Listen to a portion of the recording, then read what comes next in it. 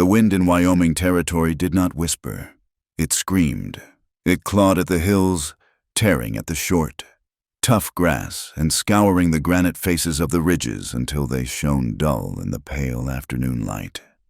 Silas Dorn felt the grit of it between his teeth, a taste he had not known for 15 years. It was the taste of home, or what was left of it. He pulled his horse, a worn-out bay, to a stop on the rise overlooking the hollow. His body ached, not just the dull ache from the war, the one that lived permanently in his left knee, but a profound weariness of the soul. He was 35 years old and felt 100. The war had taken his youth, and the drifting afterward had taken the rest. In the breast pocket of his duster, he felt the stiff crackle of the lawyer's letter. It had found him in a saloon in Cheyenne, a place he had intended to drink himself through until the cattle drive started south. The letter was simple. His grandfather, Elijah Dorn, was dead. The farm, 320 acres of hard, unforgiving land, was his Silas Dorn, sole heir. It was the first time in a decade he'd had a direction. He'd sold his spare pistol for the horse and supplies and ridden north, chasing a memory of summer grass and a grandfather who smelled of tobacco and leather. He urged the bay down the rocky path. The homestead came into view, and his stomach tightened. The memory was a lie. The place was a wreck. The great barn, which he remembered as red and towering, was a skeleton of gray, weathered boards, its roof sagging in the middle like a broken back.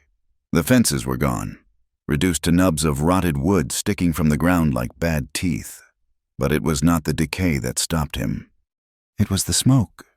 Smoke rose from the chimney of the main house, thick and white, and from the tin pipe jutting from the roof of the barn, and, impossibly, from a small stovepipe shoved through the slanted door of the root cellar.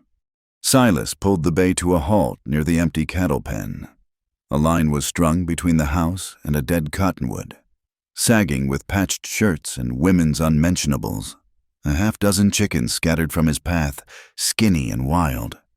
Before he could even swing his leg over the saddle, the farmhouse door creaked open. A woman emerged, thin as a rail, with hair the color of dried straw. She was holding a rusty shovel. When she saw him, she froze, her knuckles white on the handle. "Who are you?" she called, her voice sharp and high. "We don't want no travelers." "This is the Dorn farm," Silas said, his voice rough from the dust. He swung down, his bad knee buckling for a moment. He straightened, grabbing his saddlebag from the horse. "I'm Silas Dorn." The woman's face went pale. She dropped the shovel. It clanged against a rock. "Mercy!" she shrieked, turning back to the house. "Mercy, get out here! A man's come! He says he's a Dorn!" The name echoed. The barn door slid open an inch, revealing a slice of a dark eye. The root cellar door lifted, and another woman, younger, peered out like a prairie dog from the farmhouse. More shapes emerged, spilling onto the porch in a silent, sudden wave. They were all women. 1, 2, 3. He counted them as they gathered, their faces hard, their hands occupied. One held a cast-iron skillet, another a skinning knife. A young girl, maybe 16, stepped out of the barn holding an old Spencer rifle, and she held it with a familiarity that made Silas keep his hands slow and visible. He counted 10 women, dressed in patched wool and faded calico. Their eyes narrowed against the wind and against him. They looked as worn and desperate as the land itself. The farmhouse door opened one last time. The woman who stepped out was the center of their gravity. She was not old, perhaps 30, with dark hair pulled back so tightly it seemed to pain her. Her face was strong-boned but shadowed with a weariness that matched his own. She wiped her hands on a burlap apron, her gaze sweeping over him, his horse, and the saddlebag he held. "Mercy Calder," she said. Her voice was low and steady, with no room for argument. "You've got 10 seconds to state your business before Hattie puts a round in your belly." The girl with the rifle shifted, the barrel steadying on his chest. Silas felt a surge of cold anger. This was his, the one thing left in the world that was his. "My business," he said, "is possession. This is my land, my grandfather, Elijah Dorn, passed on. I am the sole heir." He reached slowly into his duster, pulled out the lawyer's letter, and held it up. A ripple of sound went through the women. It was not surprise. It was a bitter, mocking laughter. Mercy Calder did not laugh. She stepped off the porch, her boots sinking into the mud. "You're late, Mr. Dorn. 15 years late, by most reckonings." "Doesn't matter if I'm 50 years late," Silas said. "The law's the law. This farm is mine. I'm ordering you to clear out." "The law," Mercy said, stopping a few feet from him. He could smell wood smoke on her, and the faint, sour scent of boiling laundry. "We know about the law." She held out her hand. "Della, fetch the paper." A sharp-faced woman hurried back inside and returned, pressing a folded, stained document into Mercy's hand. Mercy unfolded it. It was thick vellum, written in a shaky, elaborate script. "A last will and testament," Mercy said, her voice carrying over the wind. "Signed by Elijah Dorn not 3 months ago, witnessed by 2. She pointed to the women on the porch. "It names me, Mercy Calder, as co-owner of this property, this house, and all livestock, in payment for services rendered and debts unpaid." Silas stared at the paper. "That's forgery or coercion. My letter is from the territorial court in Cheyenne. And our paper is from the man who lived here." Mercy countered. "The man we fed. The man we nursed until he died in that very house, while you were God knows where. He promised me," the woman with the shovel. Della spat. "He promised me a home and marriage. He promised me safe passage from my father," the girl Hattie whispered, her finger tight on the trigger. "He promised us all," another woman called from the porch, her arms crossed. "Work, shelter, a percentage of the non-existent cattle. He lied to every last one of us, Mr. Dorn, and now he's dead." Silas looked from face to face. 10 women, 10 stories of his grandfather's deceit. Elijah hadn't just been a recluse. He'd been a predator, luring the desperate and the lost to this wreck of a farm with promises he never meant to keep. "He lied to you," Silas said, the realization settling heavy as wet snow. "And it looks like he lied to you, too," Mercy said, her eyes flashing. "Only we're here. We held this land. We survived the last snow. And we buried him. That makes it ours." "It makes you squatters," Silas said, the anger returning. "And it makes me the owner. I'm not leaving. Mrs.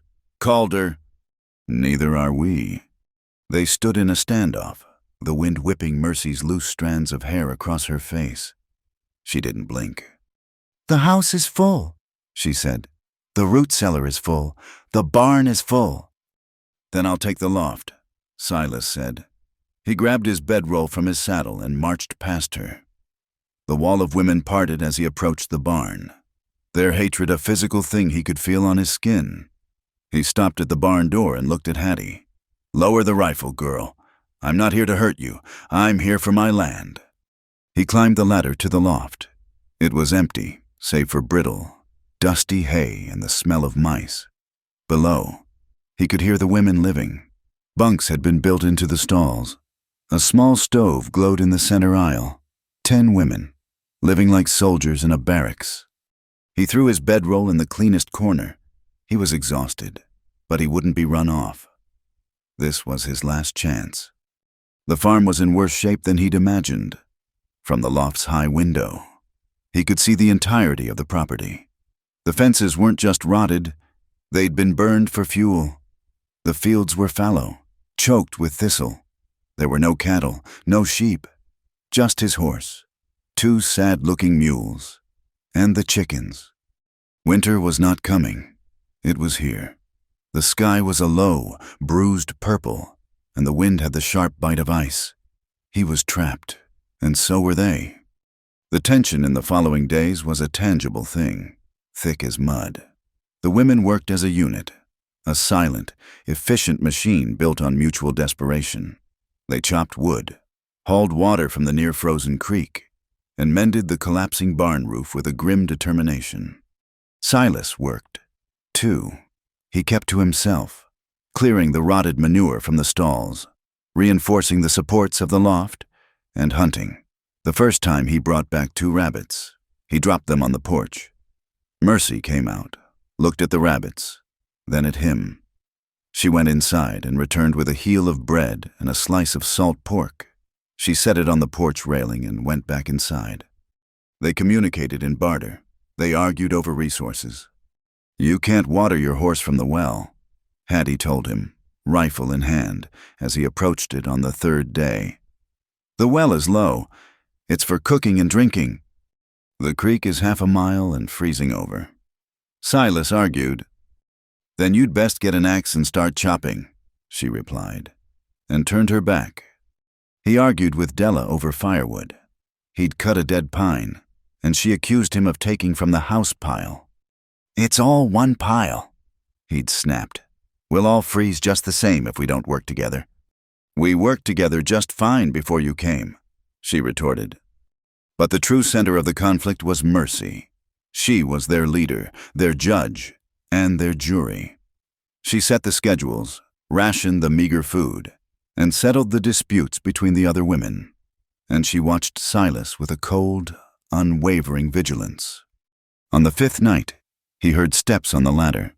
He was instantly awake, his hand on the butt of his pistol. Mercy's head appeared in the gloom. She held no lantern. The moonlight from the high window was enough to silhouette her. "We need to set terms," she said, her voice quiet but carrying. Silas sat up, pulling his bedroll around his shoulders. The loft was dangerously cold. "I thought the terms were get out." "You're not leaving. I see that. You're too stubborn, or too stupid." She climbed the rest of the way up, but stayed near the ladder, refusing to step fully into his space. "The snow will be deep by morning. We're stuck with you, and you're stuck with us." "So?" "So, rules. You're not part of this family. You're not our guest. You're a complication. You'll work for your food. You'll pull your weight on repairs. You won't speak to the younger girls. And one other thing." He waited. The silence stretched, filled only by the howl of the wind. "You keep your hands to yourself," she said, her voice dropping to a near whisper, but losing none of its steel. "You don't touch any of us. You don't offer a kind word. You don't look at any of them, or me, in a way that suggests anything. You are a man, and we have had enough of men on this farm. Am I clear?" Silas looked at her. He saw the shadow of the scar near her temple. He saw the raw, chapped skin of her hands, clenched into fists at her sides. This was a woman who had been handled, and handled badly. She was warning him that she would not be handled again. "And if I break this rule?" he asked, his voice soft. "Hattie is a fine shot," Mercy said simply. "And the other 9 of us are very good at digging in frozen ground. We'll tell the magistrate in the spring you were a drifter who tried to rob us. He'll believe us." A corner of his mouth twitched. It was not a smile. It was a bitter acknowledgement of the truth. "I've no interest in touching anyone. Mrs. Calder, you can have your rule." She stared at the smirk, mistrusting it. "See that you remember it?" She turned and descended the ladder, disappearing into the darkness below, leaving Silas alone with the cold and the rising storm. He lay back, pulling his thin wool blanket tighter. No touching. He wasn't that man. He recoiled from the thought. He wasn't his grandfather. But the darkness brought the memories. They always came in the cold.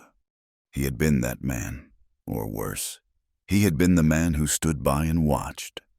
The memory was not of the war, not of the lines of blue and gray. It was from after, when he'd kept his uniform and taken a corporal's wage to pacify the territories. That's what the colonel called it, pacification. It was a Cheyenne village, not a war camp, a wintering place, families.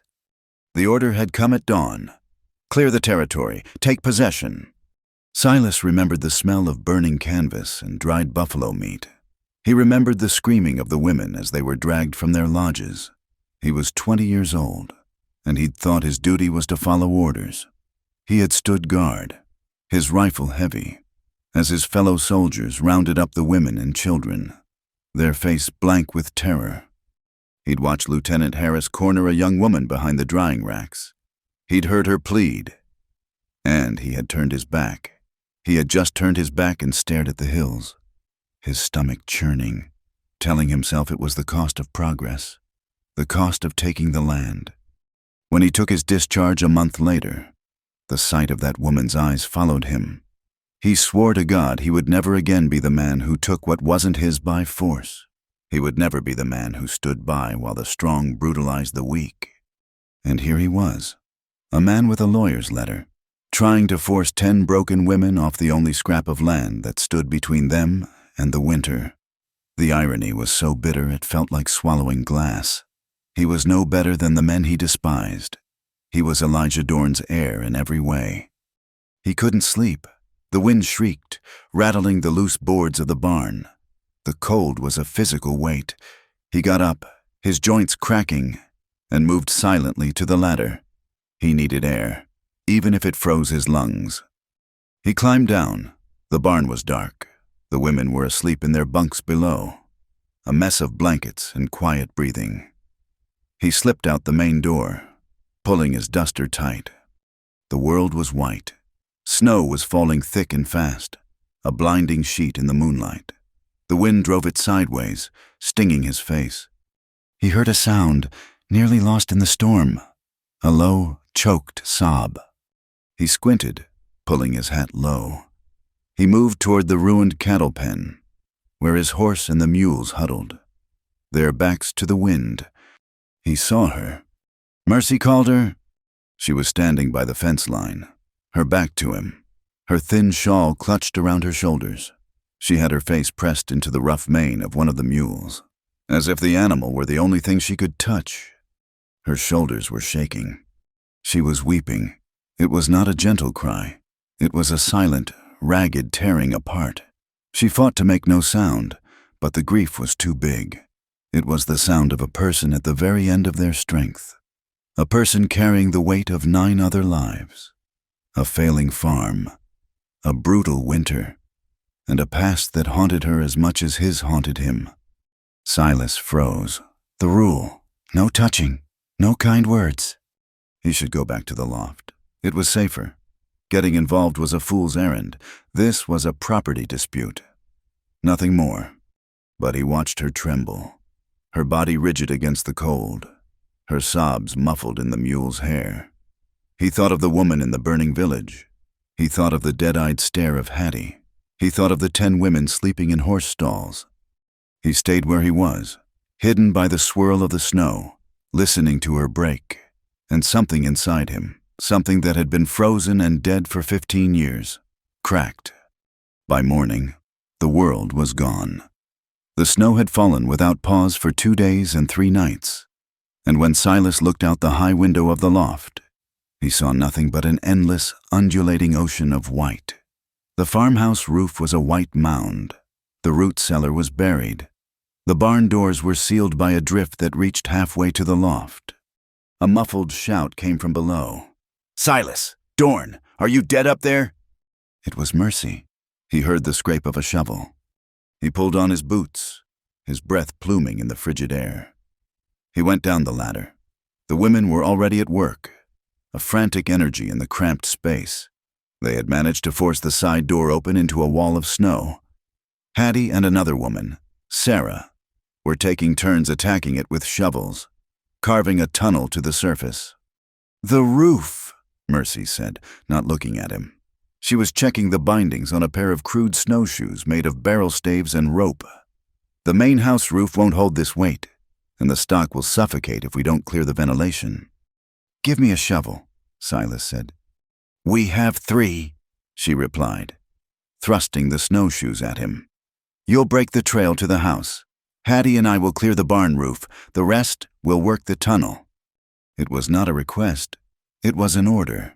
Silas took the snowshoes, strapped them to his boots, and grabbed a long pole. He pushed his way out the side door into the narrow canyon they had dug. When he reached the surface, the wind hit him like a physical blow, stealing his breath. The snow was easily 6 feet deep, deeper in the drifts.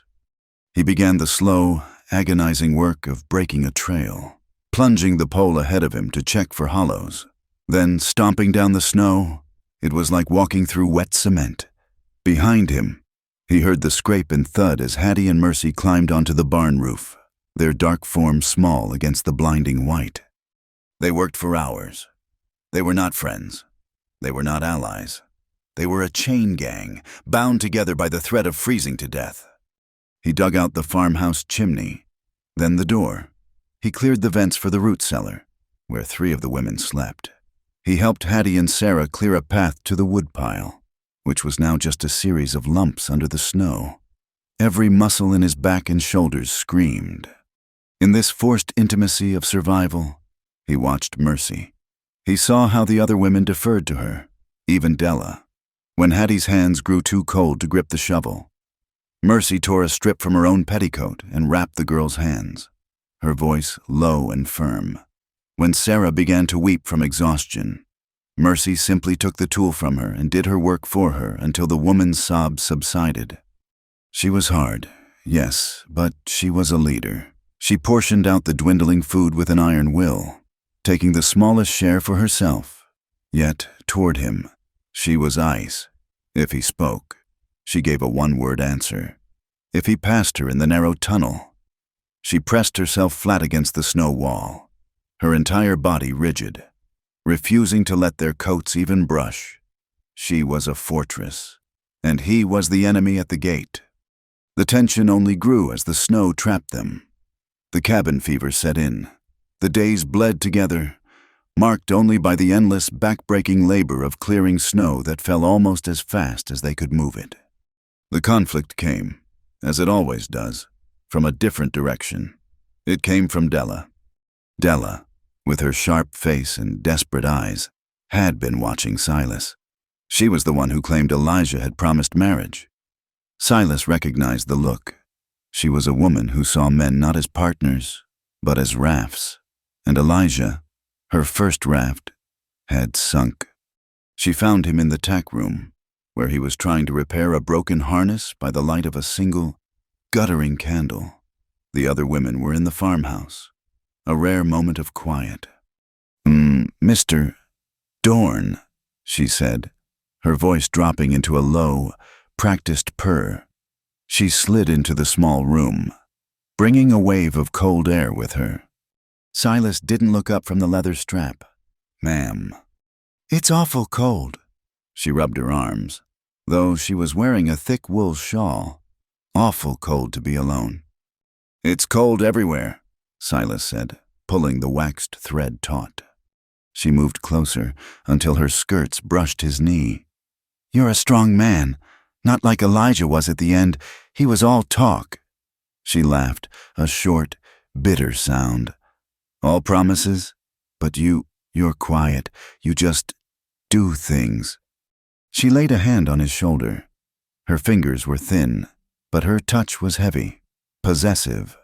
"This farm needs a man, a real man. And these women, they're lost. Mercy tries to be the man, but she ain't. She's just broken." Silas stopped working. He looked up at her face, lit by the flickering candle. He saw the calculation in her eyes, the desperate mathematics of survival. She was staking a new claim. "Della," he said, his voice quiet. "I am not Elijah. I'm not looking for a partner, and I'm not here to take his place." Her face tightened. "Don't you want this land? A man can't work 300 acres alone. You need a wife. You need a woman to warm your bed." "No," Silas said, his voice flat and final. "I don't." He stood up, forcing her to take a step back. "And I'd thank you to keep your hands off me. Go back to the house." Her eyes flashed with a venomous anger. "You think you're better than me? You're no different from him. You're just another man who'll take what he wants and leave us with nothing." "I haven't taken anything," he said, moving past her. "And I don't intend to Now, excuse me." He pushed past her and went out into the main barn aisle. He was halfway to the ladder when he saw the shadow detach itself from the stall near the door. It was Mercy. She stood there, her arms crossed, her face a mask of stone. She had heard, or she had seen, he couldn't tell which, but he could see the verdict in her eyes. It was a confirmation of every bad thing she had ever thought about him. Mrs. Calder," he started, his voice tight with frustration. "I warned you," she whispered, her voice shaking with a cold rage he hadn't heard before. "I gave you one rule." "She came to me," Silas snapped. "I turned her away. Ask her." "I don't need to ask her." Mercy stepped forward, into the beam of moonlight from the high window. "I know her kind, and I know yours. You're all the same. You think because we're here, because we're desperate, we're for the taking. You think this is just a game of who can claim the land and who can claim the women on it." "That's not what happened," Silas said, his own anger rising. He was tired of the cold, tired of the hunger, and tired of being judged by this woman. "I told her no." "Did you?" Mercy's laugh was sharp as broken glass. "Or did she just not offer the right price? Is my name on the will not good enough? Perhaps you're holding out for Hattie. Or Sarah." "That's enough." His voice was a low growl. "Or maybe you're just like him." She pressed on, stepping closer, her chin high. "Like Elijah, full of promises until someone better comes along. Or maybe you're just like the men from the war." His blood went cold. "What do you know about the war?" "I know what soldiers do," she spat, her eyes blazing. "I know what men with guns do to people who have nothing. You come in, you take the land, you burn the houses, and you use the people until they're as ruined as the fields. You're a disease, Silas Dorn, and I will not let you infect this place."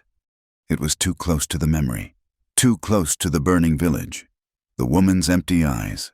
He felt the blood rush to his face, a shame so hot it burned.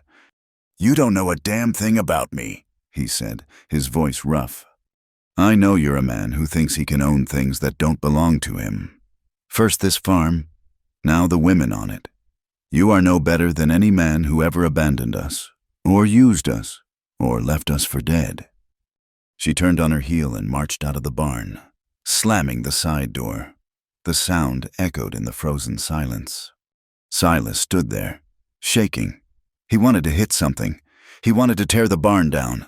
Instead, he just climbed the ladder to the loft, his bad knee screaming in protest, and sat in the dark. He pulled the flask of whiskey from his saddlebag. It was half full. He intended to fix that. Mercy did not sleep. She sat in the farmhouse kitchen, staring at the dying embers in the stove. The confrontation had left her trembling, not with rage, but with a sickening, familiar fear. She had seen the look on his face, the flash of violence. She had provoked it, and she hated herself for it. She hated him because he was not Elijah. Elijah had been weak, a spider spinning webs of words. Silas was quiet. He was capable. And when Della had touched him, Mercy had felt a spike of something that was not moral outrage. It was a sharp, ugly jealousy that had terrified her. She had to hate him. It was the only way to stay safe. Her mind drifted, as it always did when she was cold and tired. Back to the before, back to Abel. Abel Calder had been a good man, a kind man, with broad hands and a slow smile. They had a claim in the valley, 200 acres of rich bottomland. They had 2 children, a boy and a girl. They were poor, but they were happy. Then the railroad men came. They said the land was part of their grant. They offered $10. Abel refused. They came back a week later, not with money, but with torches. Mercy had been in the root cellar with the children. She'd heard the shots. She'd heard Abel's cry. When she came out, the cabin was a pyre. The men were on horseback, laughing. Abel was on the ground, his chest a ruin. They saw her. She remembered the smell of whiskey and sweat. She remembered the hands, not broad and kind, but rough, pinning her to the dirt. She remembered the pain and the laughter, and then, worst of all, the silence as they rode away, leaving her broken beside her husband's body, her children screaming from the cellar. She had walked for 3 days, carrying her son, her daughter clinging to her skirts. She had ended up in the nearest settlement, a broken thing. That's where Elijah Dorn found her. He'd offered sanctuary. He called her Mrs. Calder and gave her a room in his farmhouse. He said she could work for her keep. He seemed a gentleman, a savior. The betrayal had been slower this time. It wasn't violence. It was the promises. He'd promised her a partnership. Then Della arrived, and he'd promised Della marriage. Then Hattie, fleeing an abusive father, and he'd promised her protection, one by one. He'd collected them, 10 desperate women, each with a different lie, each bound to him, each played against the other. Mercy had survived the fire and the violation. But Elijah's kindness, his slow, creeping deceit that had nearly destroyed her, it had taught her that a soft word was just a different kind of weapon. And now Silas, he was not weak like Elijah. He was strong, like the men who had burned her home. And he was quiet. He watched her, and that was the most dangerous combination of all. In the loft, the whiskey was gone. Silas felt the cold in his bones, a deep, penetrating chill that the alcohol couldn't touch. Her words echoed in the darkness. "You are a disease." He deserved it. He had stood by. He had been a part of the machine that crushed people like her, people like Abel Calder. He heard a faint sound on the ladder. He didn't reach for his gun. He was too tired. Mercy's form appeared, dark against the dark. She was carrying something. "You'll freeze to death," she said. Her voice was flat. All the fire gone out of it. "That's the idea," he mumbled. She stepped into the loft and threw a heavy wool blanket onto his bedroll.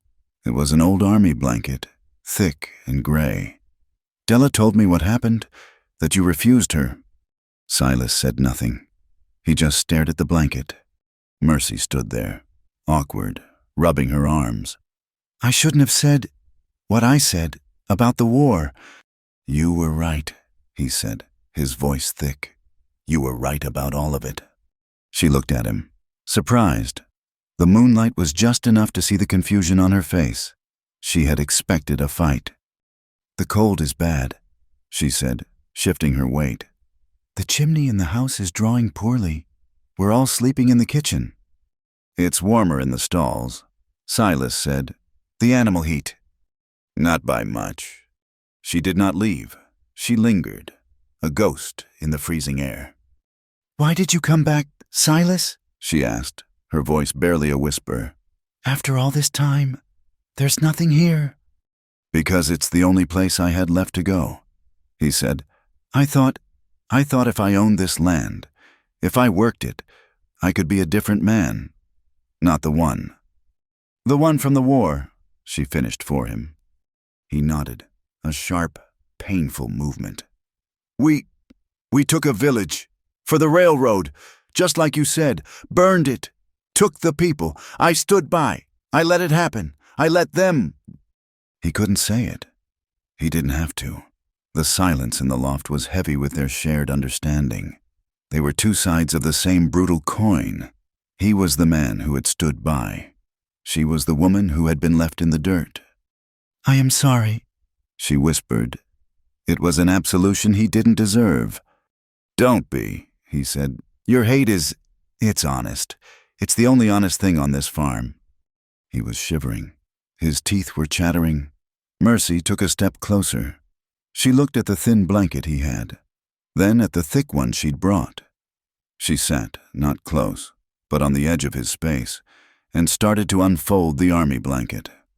"You're a fool," she said, her voice rough. "You'll be dead by morning." "Maybe." She spread the blanket over his legs. Her hand brushed his. It was an accident, a simple touch of chapped skin against chapped skin. Mercy flinched as if she'd been burned. She snatched her hand back, scrambling upright. "Mrs. Calder," he said, his voice hoarse. "Don't!" She was breathing hard. "The rule." "I know." But she didn't leave. She stood by the ladder, her back to him, one hand on the rung, frozen. The air between them was electric. It was not comfort. It was not pity. It was a raw, aching recognition. He saw her, and she, in that one moment, had seen him. "Good night, Mr. Dorn," she said, and disappeared down the ladder. The next morning, the cold snap held. The world was locked in ice. Silas woke under the heavy blanket, his body aching, but alive. He found her outside, near the ruined fence line. She was trying to reset a fence post, fighting with the frozen ground, her breath coming in white plumes. She wore no gloves. Her hands were raw. She was shivering so hard she could barely hold the post straight. He walked up to her. She didn't acknowledge him, just kept struggling with the post, her movements jerky and desperate. "You're going to lose your fingers," he said. "It has to be done." "No, it doesn't. Not today." "It has to be done," she repeated, her voice brittle. He put his hand on the post. "Stop." She froze. He moved around, took the heavy tamping rod from her numb grip. Her hands were blue. He pulled off his own gloves, worn leather, but lined with wool, and shoved them at her. "Put these on." "I don't need—" "Put them on. Mercy." It was the first time he'd used her name. It hung in the air between them. She stared at the gloves, then slowly, painfully, pulled them on. Silas picked up the post. "You're not setting it deep enough. The frost line is 4 feet. You're at 2. It'll heave out by spring." He began to work, slamming the rod into the icy dirt, breaking it up, deepening the hole. It was brutal, jarring work. Mercy stood and watched, her hands clenching and unclenching in his gloves. She didn't leave.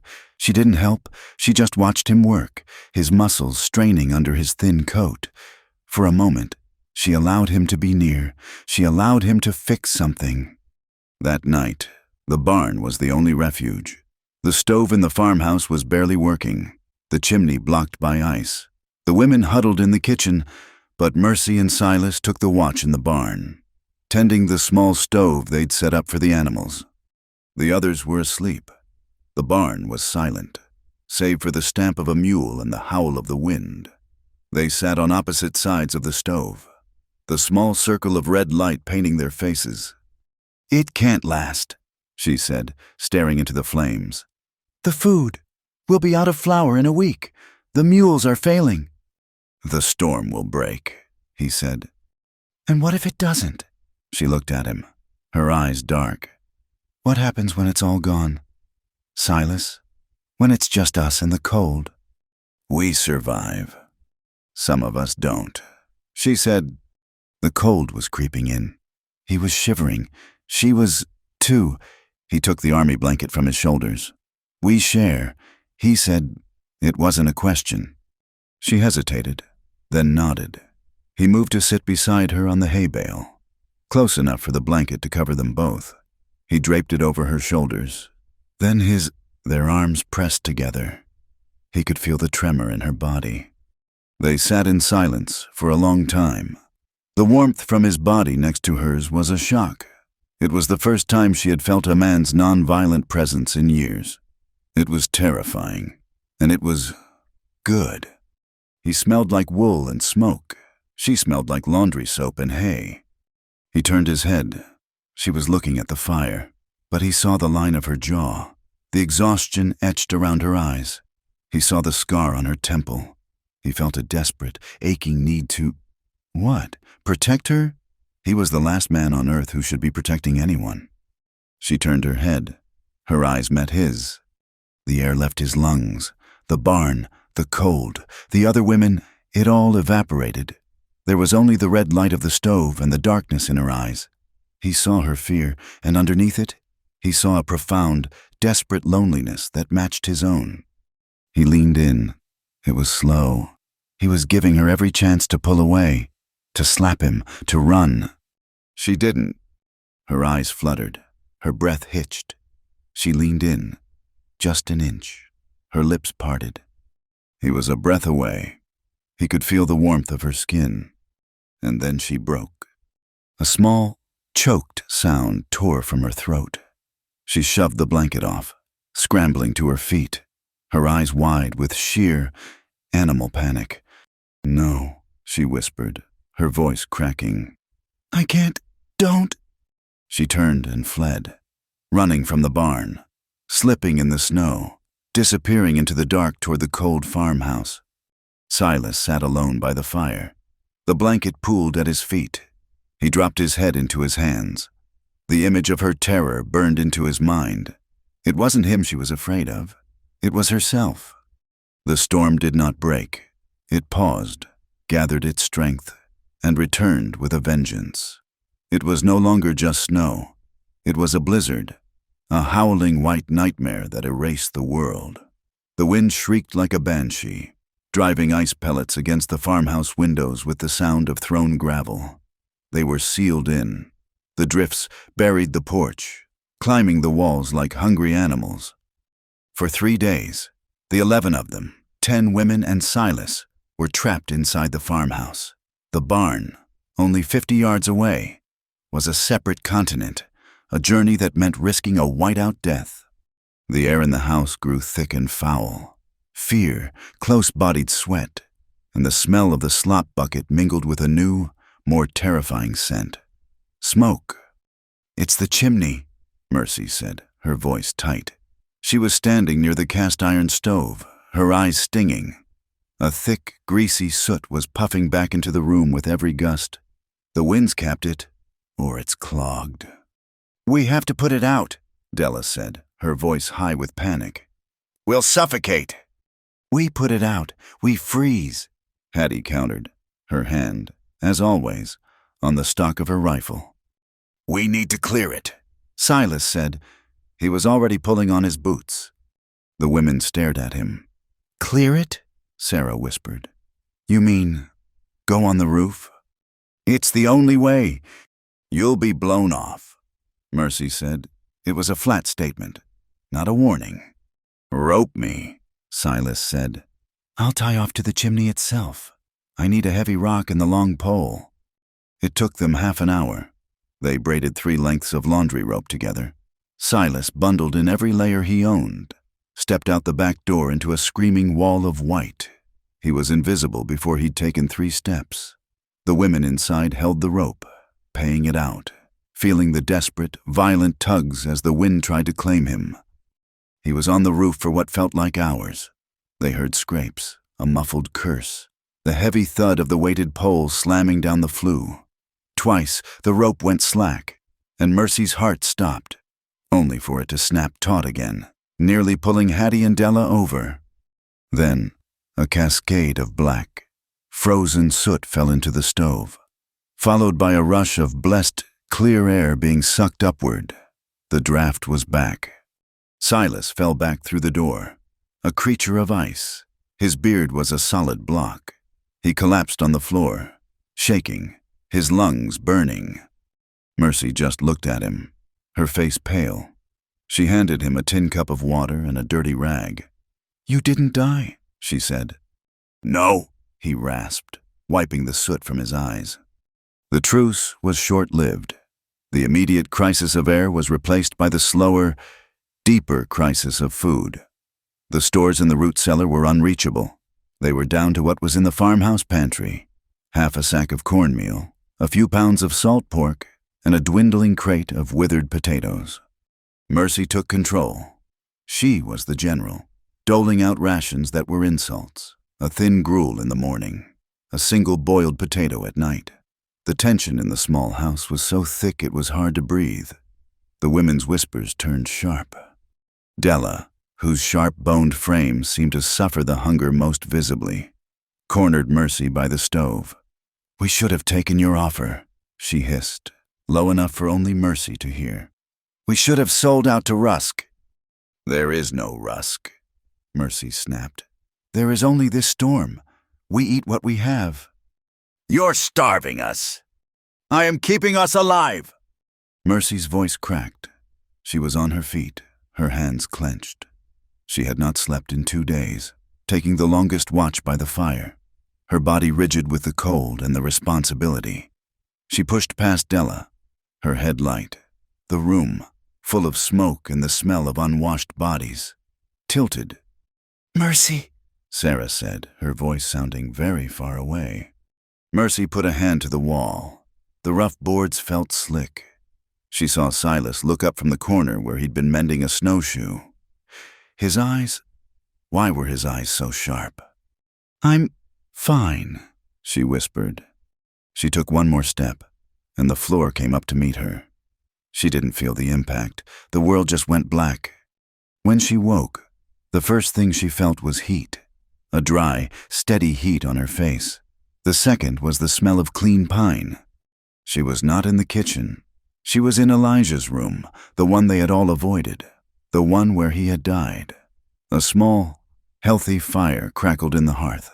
The blizzard was a dull roar outside the window, the sound muffled. She was in the bed, under a heavy quilt. Silas sat in the chair beside her. His head was down, his hands limp. He was asleep. She tried to sit up, but a wave of dizziness slammed her back into the pillow. The movement woke him. His eyes snapped open, instantly alert. "Easy," he said, his voice low. "Where? What?" "You collapsed. Exhaustion, hunger. The others." "They're in the kitchen. I brought you in here." "You can't—" She tried to find her anger. "You can't just take me." "I did." He leaned forward, his face shadowed.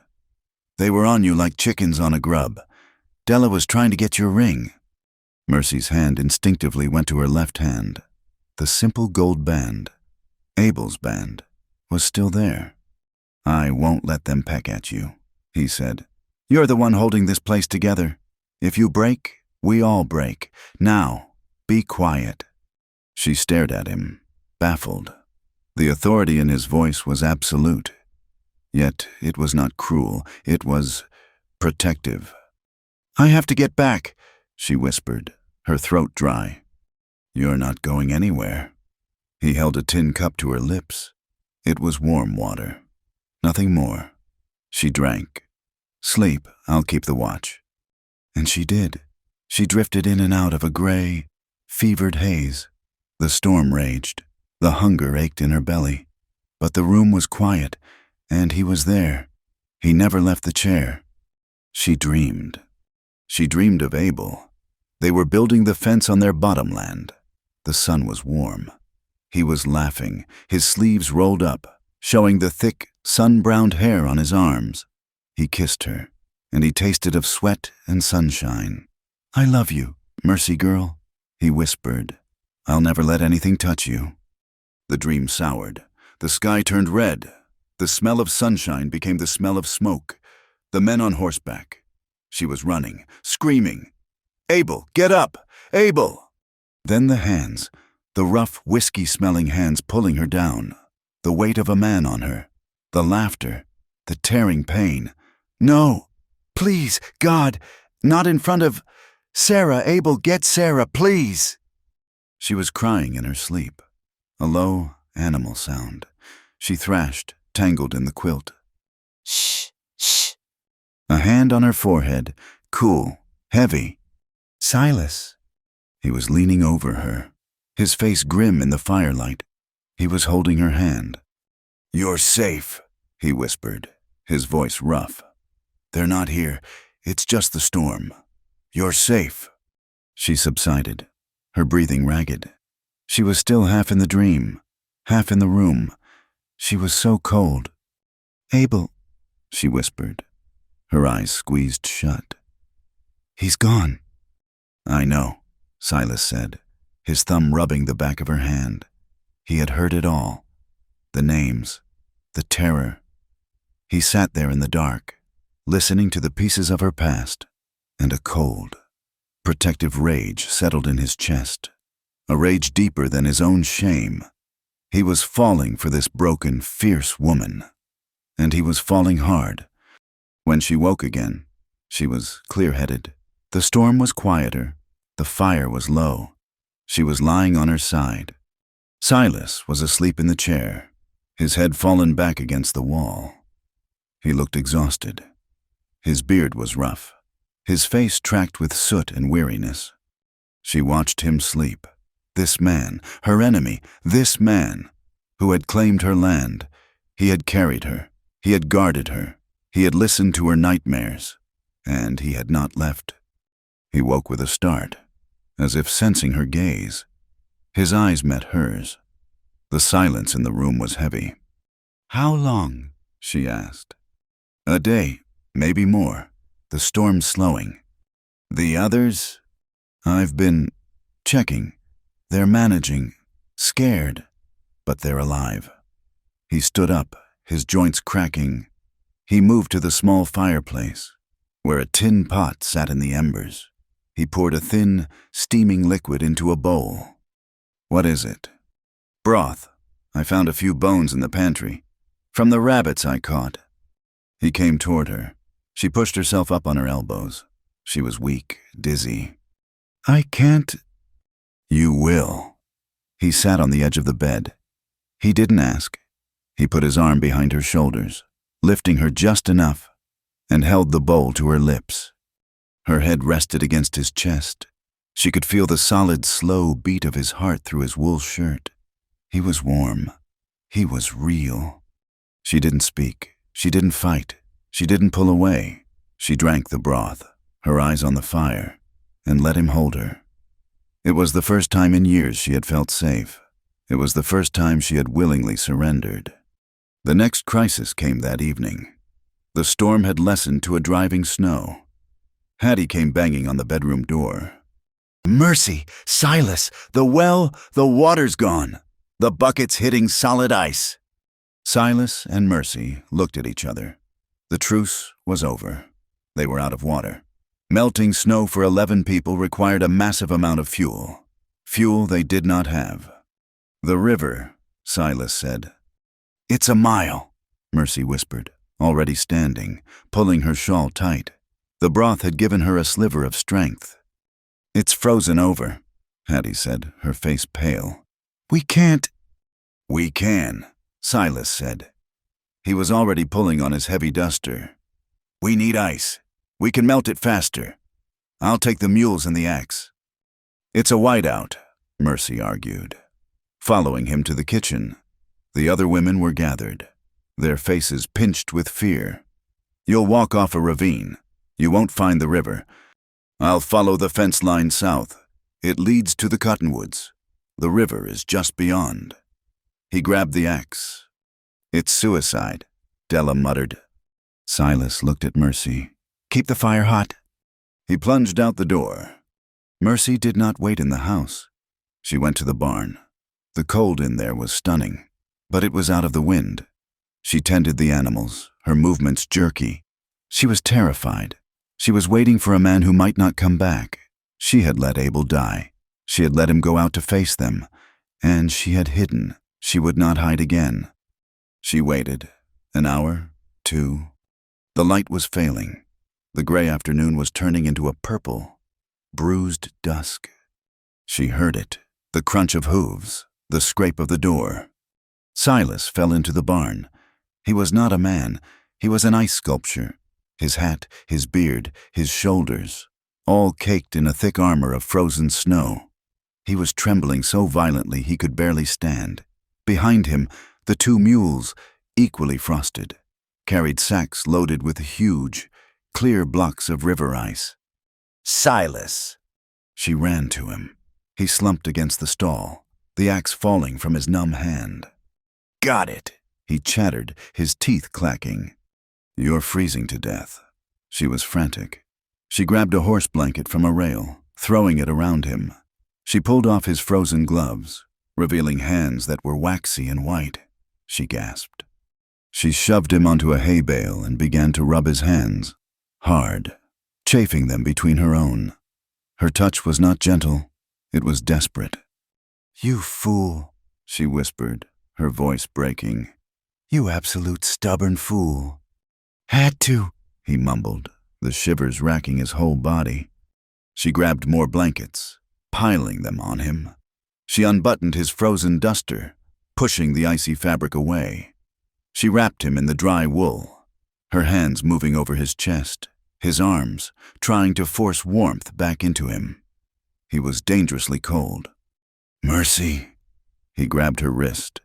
His grip was weak, but it held. His eyes were barely open. "It's so cold."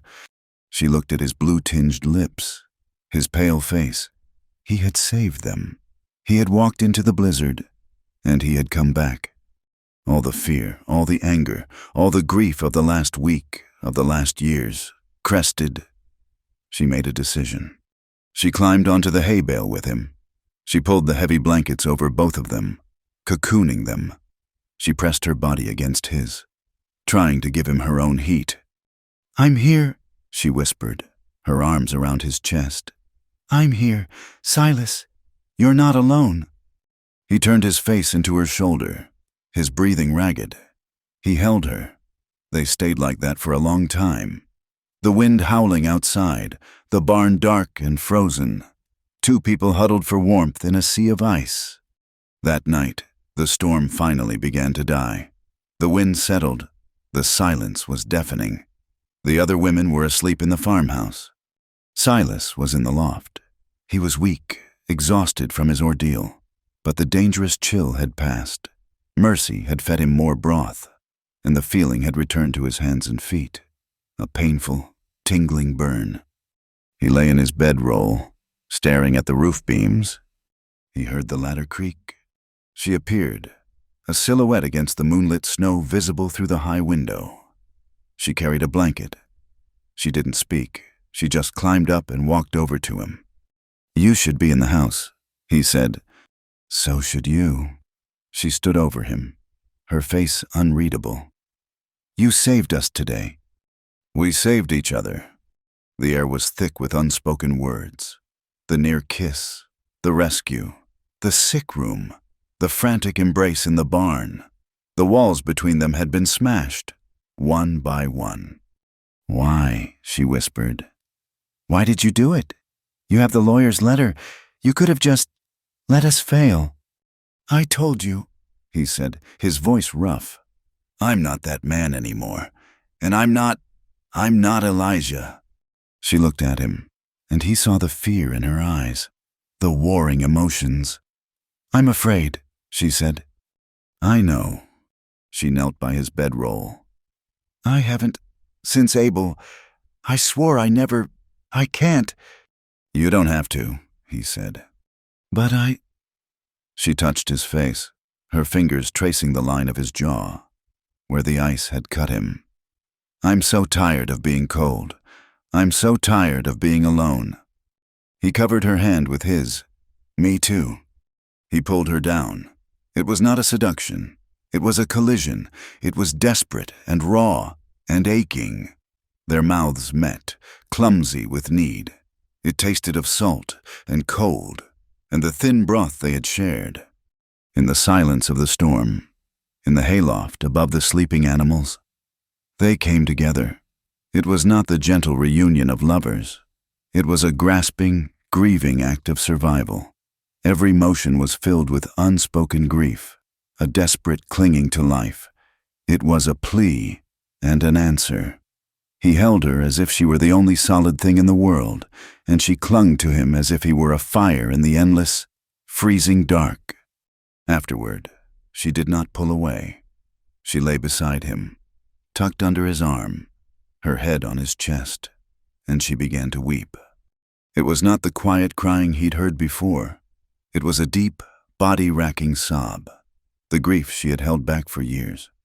For Abel, for her children, for the violation, for Elijah's betrayal. It all came pouring out. Silas just held her. He stroked her hair. He let her break. "It's all right," he whispered into her hair. "It's all right.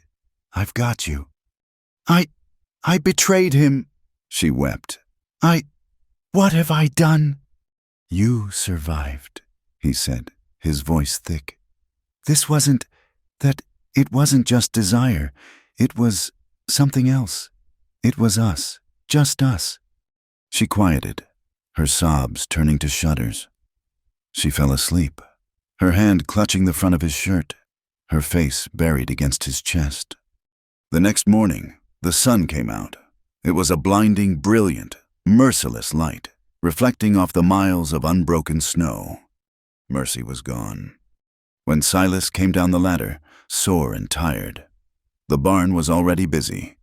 The women were hauling the ice blocks to the house, their voices sharp in the clean, cold air. Mercy was in the thick of it, directing them, her face set in a hard mask. She wore her grief and her fear like armor. She did not look at him. She did not acknowledge him. It was as if the night before had never happened. Silas went to help, but Hattie stepped in his way, her eyes suspicious. He was an outsider again. The whispers started almost immediately. The women had seen Mercy's face. They had seen his. They knew. Della waited until they were all in the kitchen, melting the ice, the first pot of real, clean water boiling on the stove. Mercy was rationing cornmeal, her back to Silas. "Well," Della said, her voice loud and carrying in the quiet room, "the Queen has returned." Mercy froze. "You gave him the blanket from your own trunk," Della sneered. "The one you kept from your wedding." Mercy turned slowly. "That's enough, Della." "Is it?" Della stepped forward, her eyes bright with malice. "You made the rules. No touching, no men. You held yourself up as better than us, better than me. I offered him a bargain, but you just gave it away, didn't you?" "Shut your mouth." "Ah, you betrayed us!" Della shrieked, her voice cracking. "You betrayed this family. You're just like all the others. You're just another one of Elijah's whores, selling yourself to a man to keep your piece of the land." The sound of the slap was like a pistol shot in the small room. Mercy's handprint flared red on Della's cheek. Silence. Mercy stood trembling, her hand raised, her eyes wide with what she had done. Silas took a step forward, but stopped. This was not his fight. Della just smiled, a thin, ugly twist of her lips. "He's turned you," she whispered, "and now he'll destroy us all." The echo of the slap was violent in the small, crowded kitchen. Della stood frozen, her hand pressed to her cheek, her eyes wide with a mixture of shock and venom. The other women looked from her to Mercy, their alliances shifting like dust in the wind. Mercy's hand was stinging. It was the first time she had struck another woman, and the act left a sick, coppery taste in her mouth. She was trembling, not from cold, but from a rage that had finally, terribly, broken free. "She is right," Mercy said. The women stared. Hattie, who had been moving toward Della, stopped. "She is right to be angry," Mercy continued, her voice low and shaking. She forced herself to look at them, one by one. Sarah, the young one, looked terrified. Hattie looked suspicious. The others just looked hungry and tired. "I made the rule," Mercy said, her voice gaining a fraction of its strength. "No men, no touching. I made it to protect Hattie, to protect Sarah. I made it to protect all of us from what men do." She paused, and her gaze drifted toward the doorway where Silas stood, silent, watching. "I also made it to protect myself," she whispered, "because I was afraid. I looked at him, and I felt something I thought was dead, something I did not want to feel." She took a deep breath, the confession tearing out of her. "I went to him. In the loft, I was with him. I broke my own law. I was weak, I was lonely, and I was tired of being strong." Della scoffed, rubbing her cheek. "Weak? You call that weak? You call it love?" "I don't know what I call it," Mercy snapped, her composure cracking again. "I call it a moment of peace in a life that has been nothing but a war.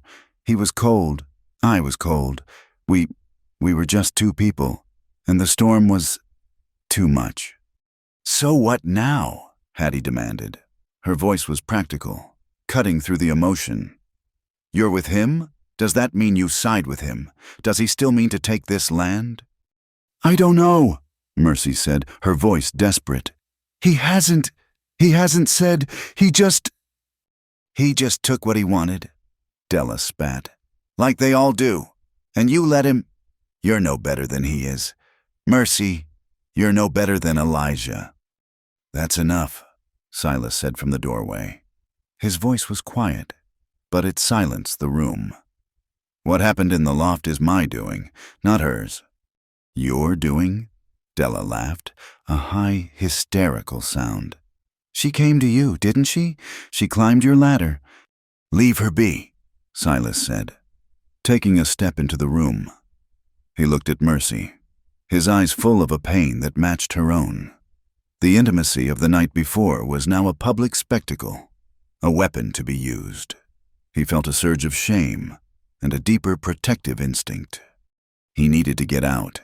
He needed to think. He needed to hit something. He turned and walked out of the kitchen, pushing past the women, grabbing his coat from the peg. He didn't know where he was going. He just walked out into the blinding, newly sunny world, the snow up to his thighs, and headed for the barn. It was the only place that felt like his. He was a fool. He had let his guard down. He had touched her, and in doing so, he had painted a target on her back. He had made her position impossible. He had done exactly what he swore he wouldn't do.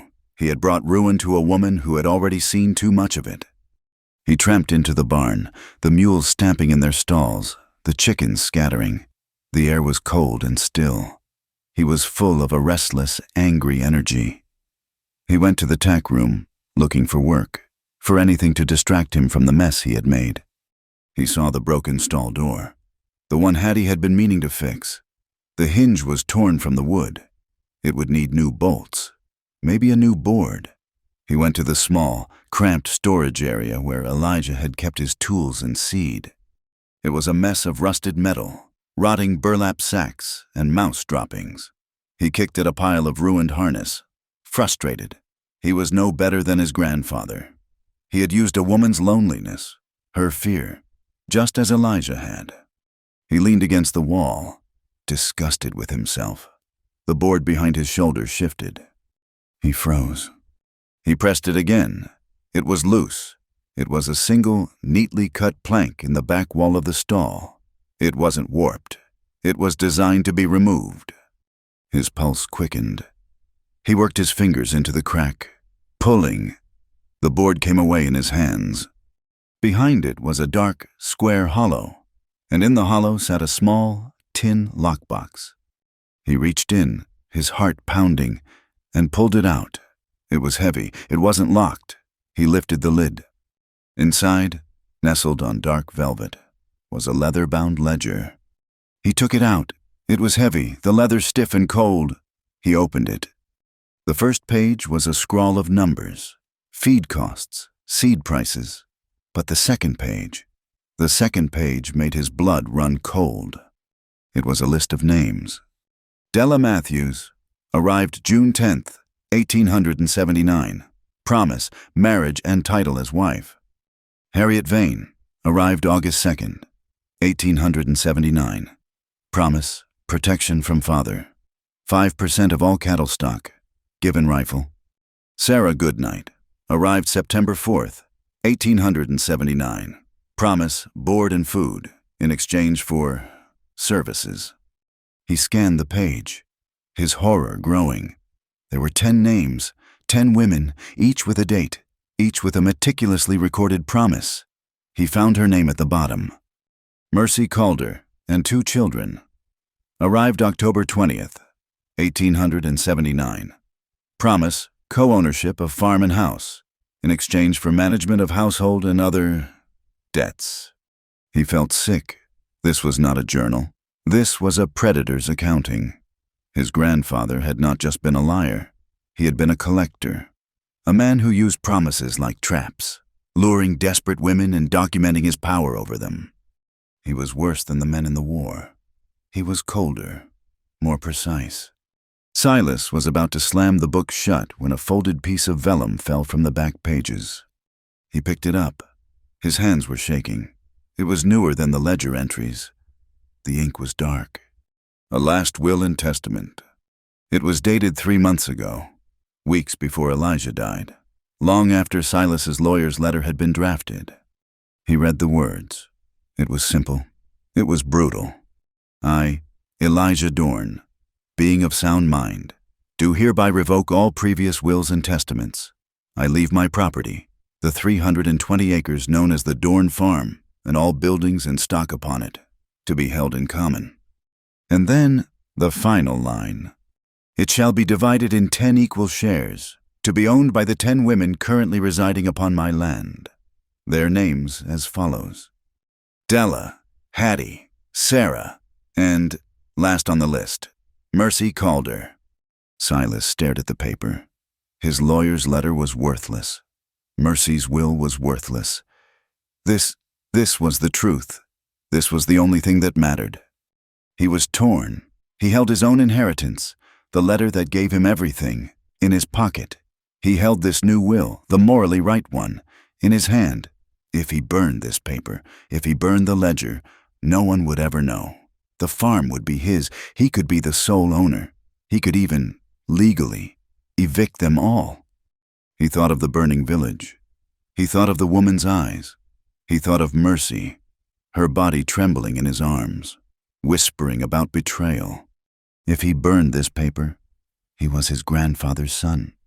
He folded the will, shoved it into his duster pocket, grabbed the ledger, and walked out of the barn.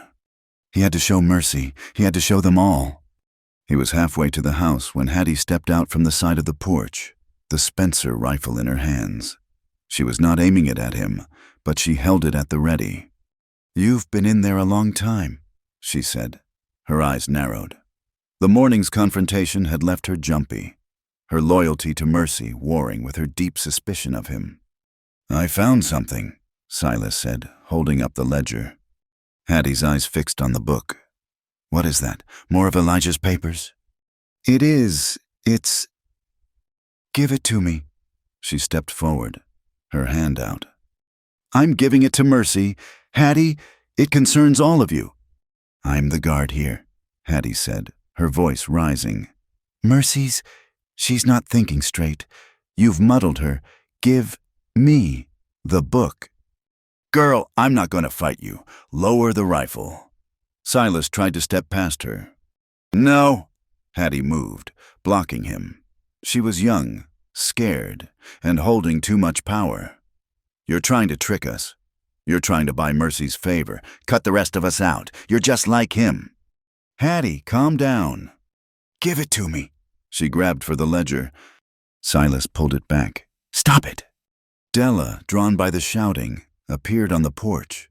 "What is it? What's he got?" "He's hiding something," Hattie yelled.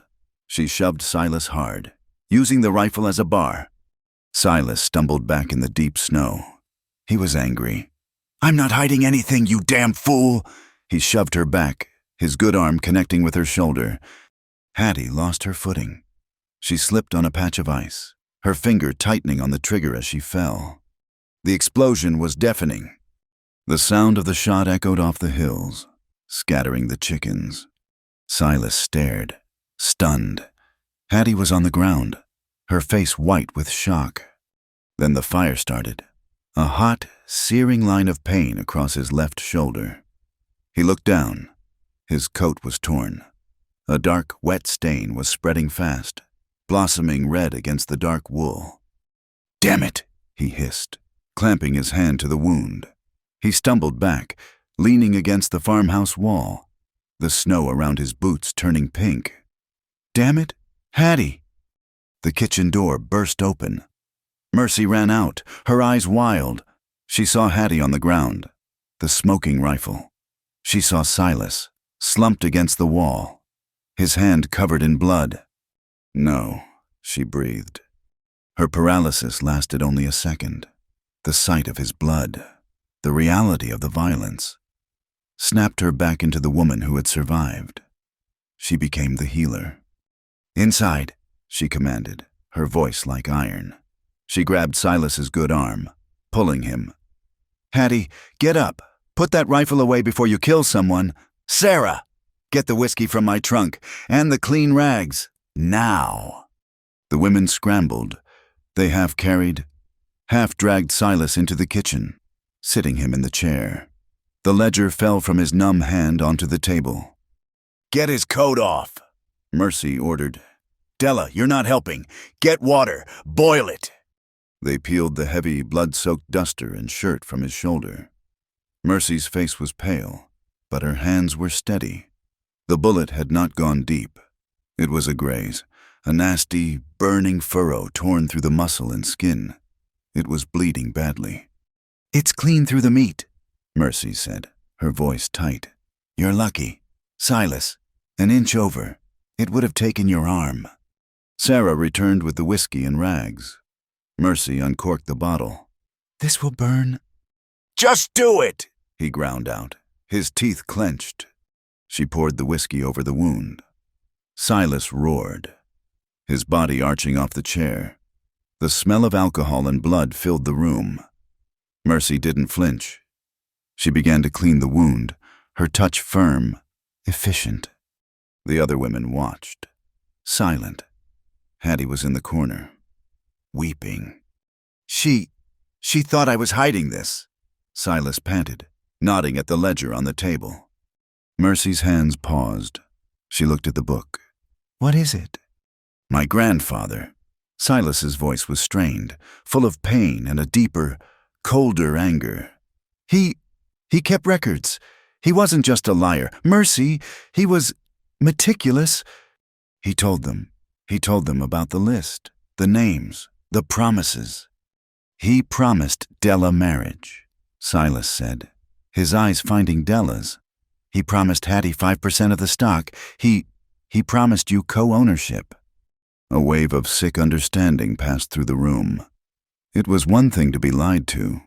It was another to see the lies written down. A cold, calculated strategy. And he left this. Silas said. He reached into his bloody duster pocket with his good hand and pulled out the folded vellum. He held it out to Mercy. "I found it with the ledger. I was bringing it to you." Her hands were stained with his blood. She wiped them on her apron and took the will. She unfolded it. She read the words, her eyes scanning the page. Her face, already pale, went ashen. 10, she whispered. 10 equal shares. She read it aloud. The words fell into the silent room like stones. When she finished, she looked at Silas, who was watching her, his face gray with pain. She looked at the will. She looked at the ledger, the proof of a decade of deceit. She began to laugh. It was not a sound of humor. It was a dry, terrible, breaking sound. "Peace," she whispered, her voice cracking. I thought for one night, just one night, I had found." She sank into the chair opposite him, the will clutched in her hand. "Why?" she sobbed, burying her face in her arms. "Why does life always take what little peace I find? Why does it always turn to ash?" Silas sat, wounded and bleeding, unable to move, unable to comfort her. He could only watch as the woman he was beginning to love was torn apart by the final, cruelest lie of the man whose blood ran in his own veins. That night, the house was a tomb. Silas lay in Elijah's room, his shoulder tightly bound. Mercy had stitched the wound, her hands swift and sure, but she had not spoken another word to him. She had left him a plate of cornmeal and a cup of water, and then she was gone. The new will sat on the kitchen table, a silent bomb. The women had read it, one by one. It had not united them. It had shattered them. Della was furious, her claim of marriage now reduced to a mere 1/10 share. Hattie was consumed by guilt.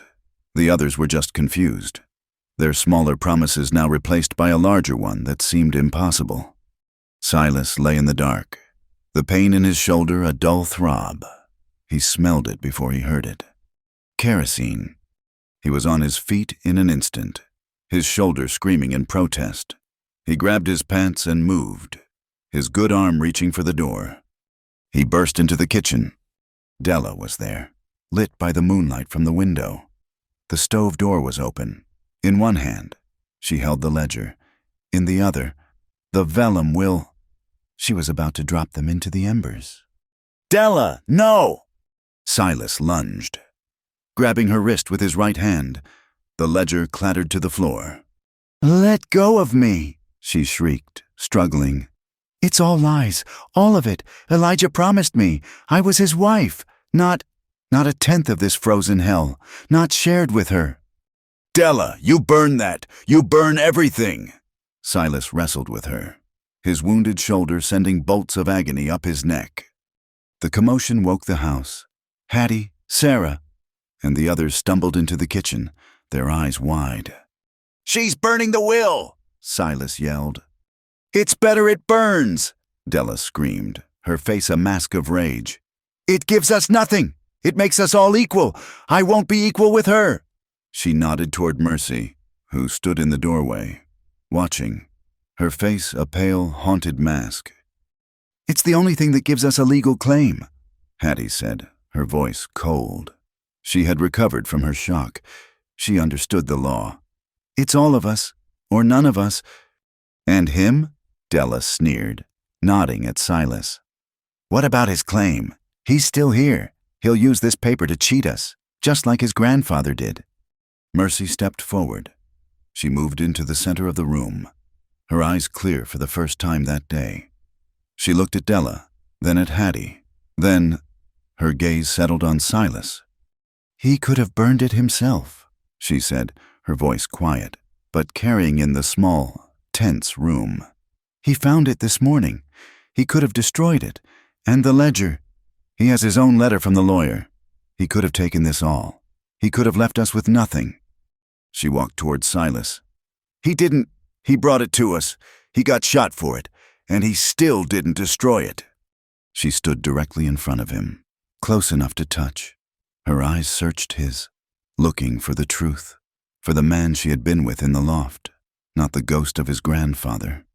She turned to the women. I told you I was weak. I was afraid. I thought I was betraying Abel. I thought I was betraying all of you." Her gaze returned to Silas. "But this is the truth." She kicked the ledger on the floor. "That is the past, and this." She picked the will up from where Della had dropped it. "Is our only future, but it is only a future, if we stand together." She held the will out. Then she did something that shocked them all. She put her hand on Silas's chest, her fingers splayed over his heart. "If you stand by this will," she declared, her voice ringing with a strength that shamed them all. "If you renounce your own claim, if you stand by us, then I will give myself to you fully, not in secret, not in shame, my heart, my body, everything. I will stand with you." It was not a plea, it was a vow, it was a challenge. Della stared, her mouth open. "Defeated." Hattie lowered her gaze. Silas looked down at Mercy's hand on his chest, then into her eyes. He saw the fire there, the strength he had first admired, the vulnerability he had come to love. He covered her hand with his good one. "I stand with you," he said. Later, the house was finally, truly, asleep. Silas was in the loft. He had returned to his own space. His shoulder ached. His mind was reeling. But his heart was quiet. The ladder creaked. She came up, not a shadow, but a woman. She walked to him, her feet sure on the rough boards. "You should be resting," she said, her voice soft. "You're hurt." "I'll live." She sat beside his bedroll. She touched his face, her hand cool. "I meant it, Silas, every word." "Mercy," he said, his voice thick. "You don't have to bargain with your—" "It's not a bargain." She put her fingers to his lips, silencing him. "It's a choice. I am done being afraid. I am done letting the ghosts of dead men rule my life. Elijah, Abel, I am done." She leaned in and kissed him. It was not the desperate, grieving clutch in the storm. It was a slow, deep, mutual surrender. His fear of becoming his grandfather, her fear of being betrayed, they dissolved in the quiet. Certain touch. His pain was a distant, unimportant fire. She was the only thing that mattered. This time, there was no fear. Her hands were not trembling. She undid the buttons of her own plain dress, her eyes never leaving his. She was fierce, and she was free. When they came together, it was with a passionate, unguarded longing. He lost himself in her strength, and she found herself in his surrender. They lay tangled in the blankets, the moonlight streaming through the high window, painting them in silver. "I never thought," she whispered, her voice thick, her head on his good shoulder. "I thought that part of me was dead, buried with Abel, frozen." "It's not dead," he said, his hand stroking her hair. "It was just waiting." He held her, and for the first time since he'd returned, the loft felt like home. In the morning, they woke to a new sound. Drip, drip, drip. Silas rose, his shoulders stiff, and went to the window. The world, which had been a frozen, uniform white, was now streaked with gray and brown. Water was running in small rivulets from the edge of the barn roof. The snow was pulling back from the foundation of the house. The blizzard was over. The great thaw had begun. Mercy came to stand beside him, pulling a blanket around her shoulders. She looked out at the wet, ruined land. "The roads will open in a week," she said, her voice sober, all passion replaced by a new, shared reality. "The land agents," Silas said. "Rusk," she said, her voice hard.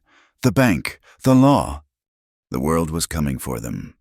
Silas looked at the woman beside him, at her strong profile, at the worry in her eyes. He took her hand, his fingers lacing with hers. "Let them come." The thaw did not bring relief. It brought the world back, and the world was full of men like Mr. Rusk. The mud was a thick, sucking soup, pulling at boots and wagon wheels.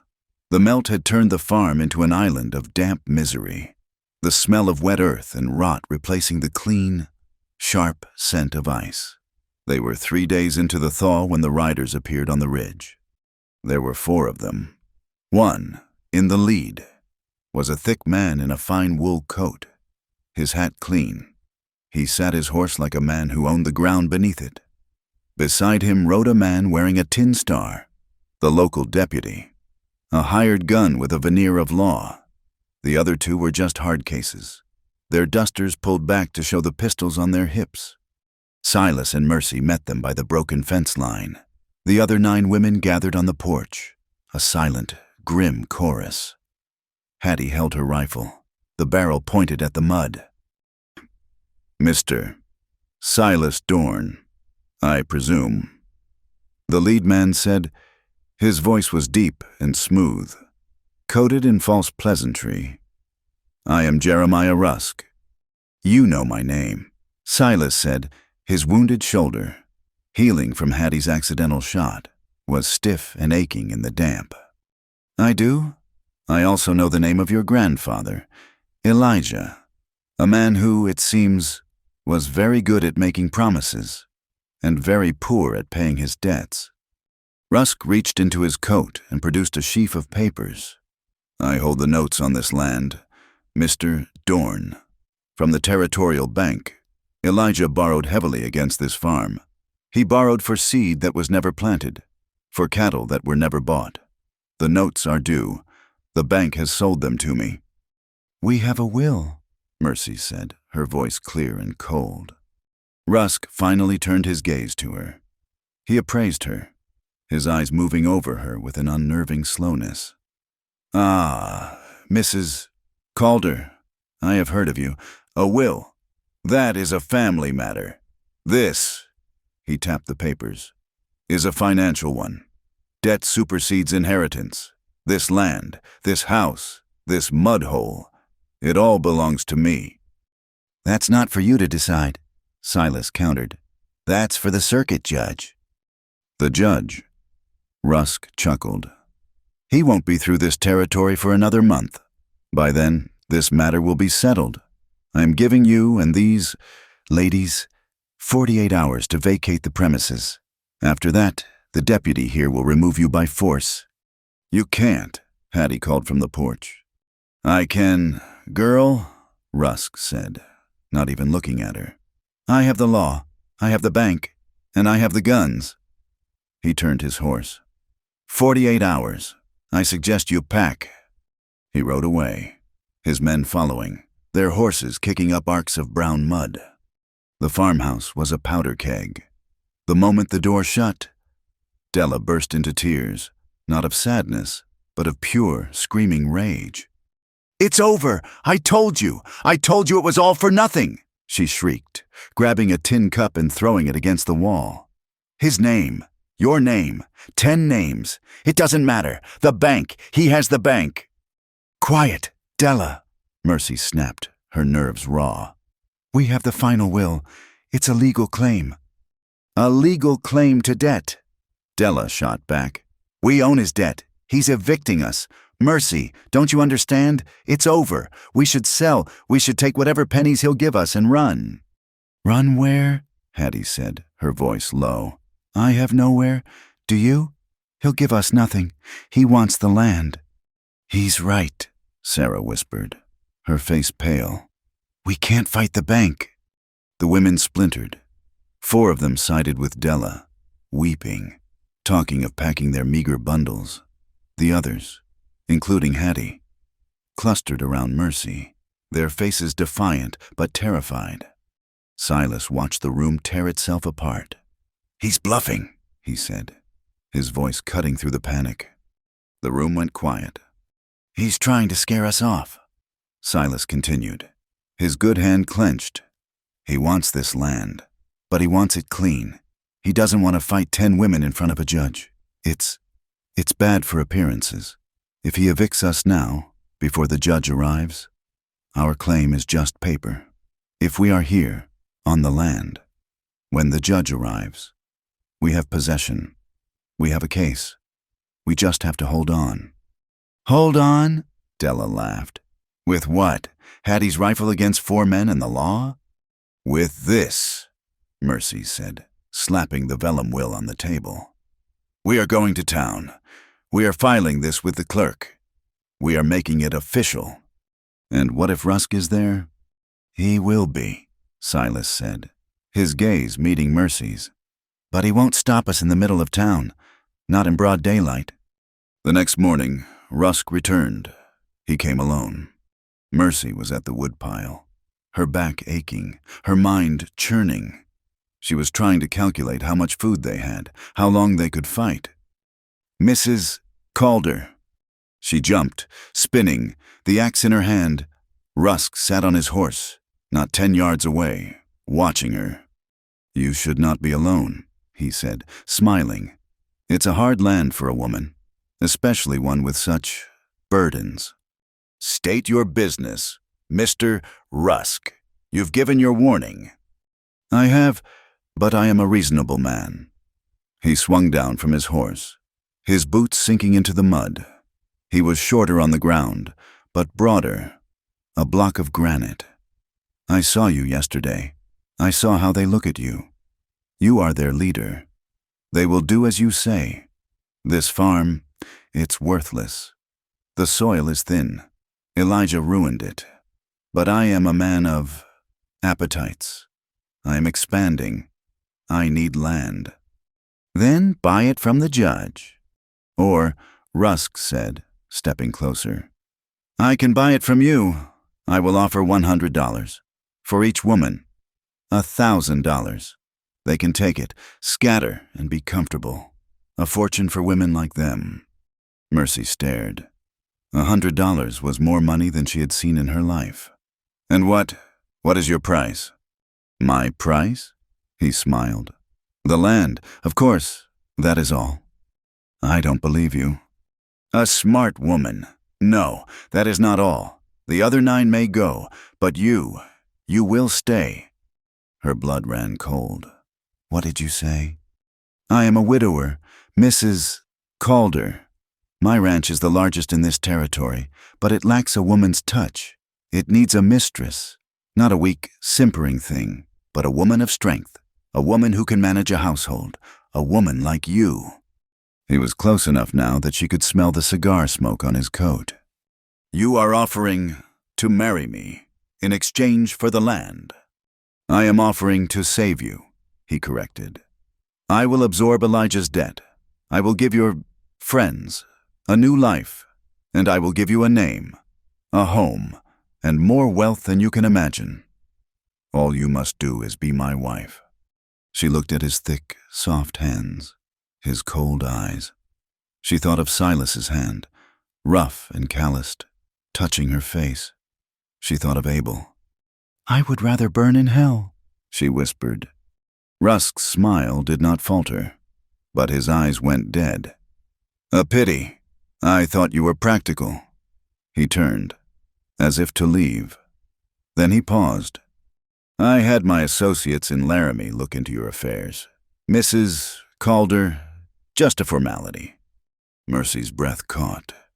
You have 2 children, a boy, Abel Jr., a girl, Sarah, living with your sister, a Mrs. Prudence.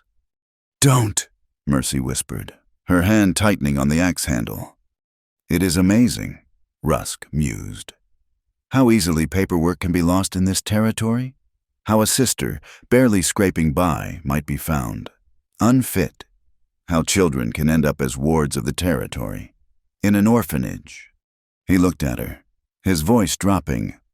Awful places, cold, hungry. They get adopted out, separated, sent west to the mines, sent east to the factories. Sometimes they just disappear. It would be a tragedy to lose them over a few hundred acres of mud. Mercy stood, paralyzed. This was a violation deeper than any she had ever known. This was a threat against her blood. You are a monster, she breathed, her voice shaking. I am a businessman. Rusk said, You have 24 hours to accept my proposal. If I do not hear from you, I will send the wire to Laramie. He mounted his horse and rode away, leaving her standing by the woodpile, the axe hanging limply in her hand, her world reduced to a single, impossible choice. She told Silas. She had to.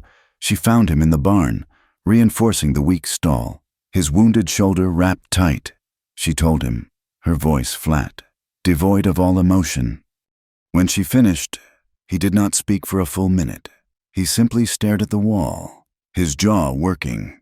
When he finally turned to her, his eyes were not the eyes of the man who had held her in the loft. They were the eyes of the soldier, cold, blue, deadly. He threatened your children, Silas said. It was not a question. Silas, it's just talk. He's trying to scare me. Is he? He grabbed his duster from the peg. What are you doing? Your shoulder, you're in no shape. He threatened your children. He said it again, as if it were the only fact in the world. He was pushing his good arm into the coat. Silas, no, you can't. He has men. This is what he wants. He wants to provoke you. He wants a reason to kill you. He gave me a reason. He grabbed his hat and stalked past her. Don't do this, she screamed, running after him. Don't be a fool. Think. I am thinking, he said, walking to his mule. I am thinking of a man who stood by and watched while women were hurt. I am thinking of the promise I made to myself. I will not be that man again. I will not let him touch you. I will not let him speak of your children. He swung onto the mule, his face a mask of white-hot rage, and kicked the animal into a labored trot toward town, leaving Mercy standing alone in the mud, screaming his name. The trading post in the nearby settlement was the town's saloon, post office, and general store, all in one. It was full of steam, mud, and the smell of wet wool. Rusk was there, as Silas knew he would be. He was at the bar, buying around for his men and a few locals, establishing his dominance. The batwing doors swung open. Silas stood there, framed in the gray light. He was pale, his left arm held stiffly at his side, his face dark with fury. The saloon went quiet. "Rusk," Silas said, his voice carrying over the silence. Rusk turned slowly, a glass of whiskey in his hand. He smiled. "Mr. Dorn, come for a drink? Or have you come to tell me your employer has accepted my terms?" "You will send no wire," Silas said, walking toward the bar. "I will do as I please." "You will leave Mercy Calder alone," Silas said, his voice dangerously low. "And you will never speak the names of her children again." Rusk laughed. He set his glass on the bar. "Or what? You'll challenge me? Dorn? A broken-down soldier with one good arm, squatting on land that isn't his?" "The land isn't yours." "It is now." Rusk turned his back on him. "Get out of my saloon." "You threaten women and children," Silas said, his voice shaking. "You're nothing but a coward." Rusk turned. His smile was gone. "Get him out." The two hired men moved in. Silas didn't wait. He swung his good right fist, catching the first man square in the jaw, sending him crashing into a table. The saloon exploded. The second man grabbed Silas, pinning his good arm. Silas slammed his head back, breaking the man's nose. But the first man was up. He hit Silas in the ribs. Then again. Silas grunted, the pain blinding. He was a good fighter, but he was wounded and outnumbered. The first man saw his bound shoulder and smiled. He drove his fist directly into the bullet wound. Silas screamed. It was a raw, agonizing sound. He collapsed, his legs giving way. Rusk watched, his expression bored. "Outside. I don't want his blood on my floor." They dragged him out the doors and threw him into the street, a ditch of half-frozen mud and horse manure. Rusk followed, pulling on his fine gloves. Silas tried to get up. He was on his hands and knees. Rusk kicked him, a heavy, solid boot to his already broken ribs. "This is how it ends. Dorn." Rusk said, breathing hard. "You don't matter. The women don't matter. Only the land matters." He kicked him again, in the stomach. Silas retched, spitting blood into the slush. Rusk's men hauled him up and held him. This isn't over," Silas choked out. "It is," Rusk said. He hit Silas in the face, a clean, brutal punch that snapped his head back. The men dropped him. He lay still in the muddy snow, his eyes half open, the world going gray. Rusk dusted off his gloves, turned, and went back into the warmth of the saloon. Hattie had followed him. She had seen it all from across the street. She ran back to the mule, riding it half to death, and burst into the farmhouse, sobbing, incoherent. "They're killing him! Rusk! In the street! He's dead!" Mercy did not ask questions. She grabbed the mule Hattie had ridden and went. She rode with a cold, hollow terror in her gut. She was too late. She was always too late. She found him, not in the main street. Someone had dragged him, like trash, into the alley between the saloon and the smithy. He was a ruin. His face was swollen and purple, a mask of blood and mud. His shirt was torn open, the clean white bandage on his shoulder stained a bright, terrible red. He was lying in a puddle of meltwater, his breathing shallow, a faint rattle in his chest. "Silas?" She fell to her knees in the mud. "Silas!" His eyes flickered. He was freezing, near death. "No! Oh, God, no!" She grabbed him, trying to pull him up. "You don't get to die. Do you hear me? You don't get to leave me." It took all her strength, but she got him onto the mule. He was a dead weight, groaning, barely conscious. She walked beside him, holding him on, her hands slipping in his blood. She got him back to the farmhouse. She carried him, dragged him, to Elijah's room. The women watched, their faces pale with horror. She laid him on the bed. He was shaking violently, his teeth chattering. Hypothermia. He was dying of the cold, his body broken. "Blankets!" she yelled. "All of them, and hot water. Hattie, build the fire, now!" They piled the blankets on him, but he was still shaking. His skin was ice, his shoulder wound was open and weeping. His lips were blue. Mercy looked at his dying form. She looked at the terror in the other women's eyes. She knew what she had to do. "Get out," she said. "Mercy, we can help.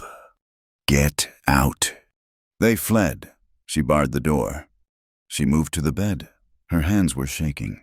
She stripped off his bloody, filthy shirt, his boots, his wet pants, until he was naked.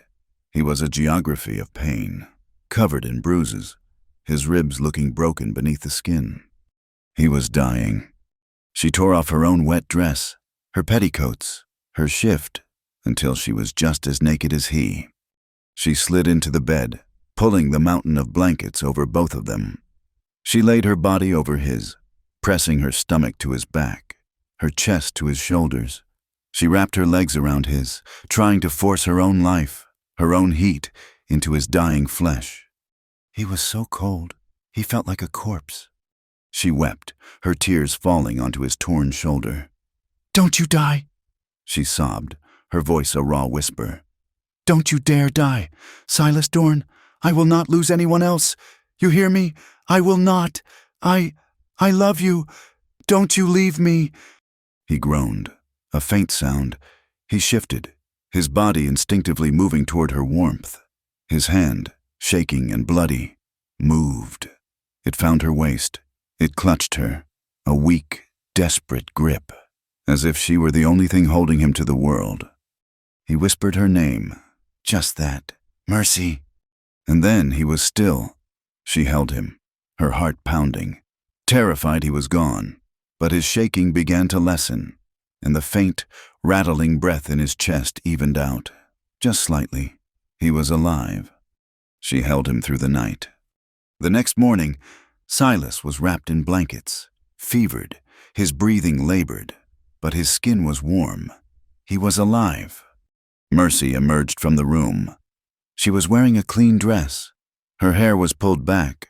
Her eyes were red, but they were not the eyes of a victim. They were the eyes of a general. The other women were huddled in the kitchen, Della included. They looked at her, their fear palpable. "He threatened my children," Mercy said, her voice flat. "He tried to murder the man I love. He thinks we are 10 scattered, weak women.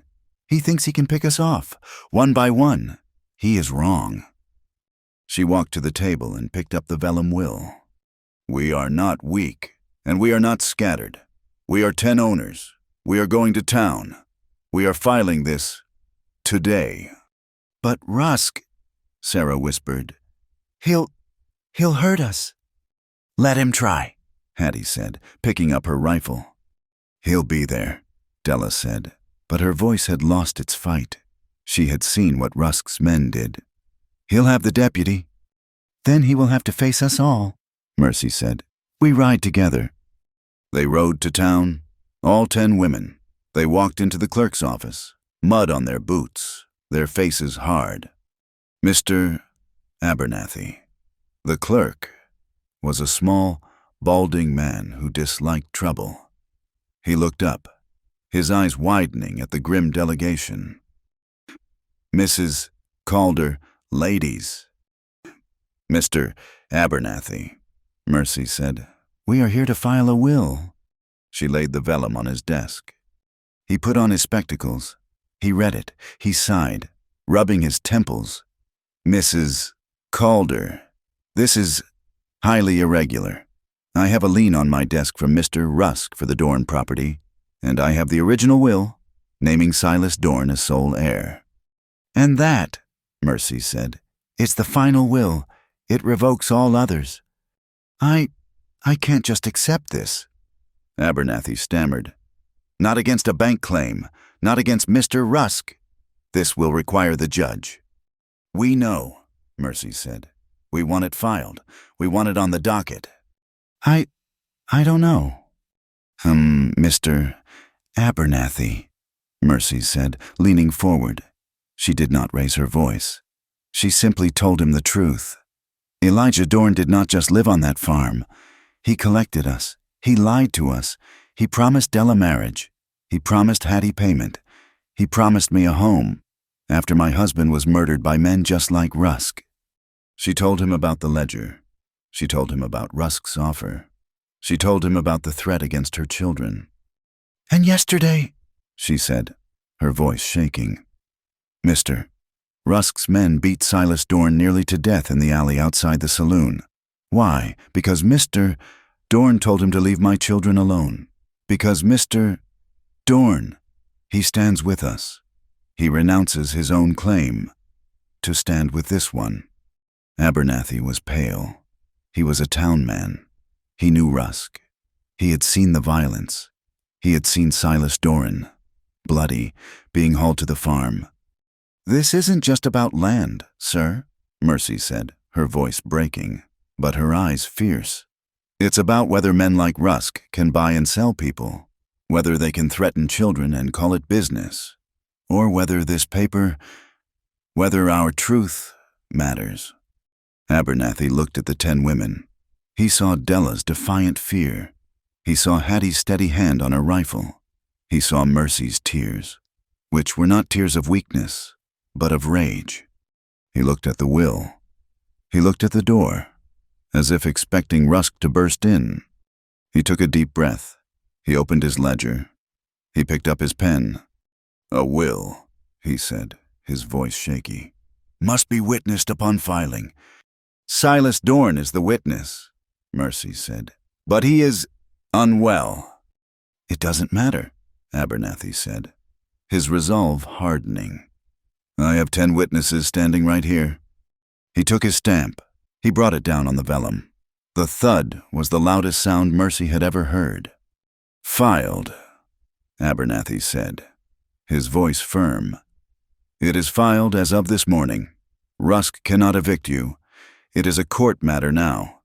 You are legally in dispute. He cannot touch you until Judge Parker arrives." The 10 women stood, silent, breathing.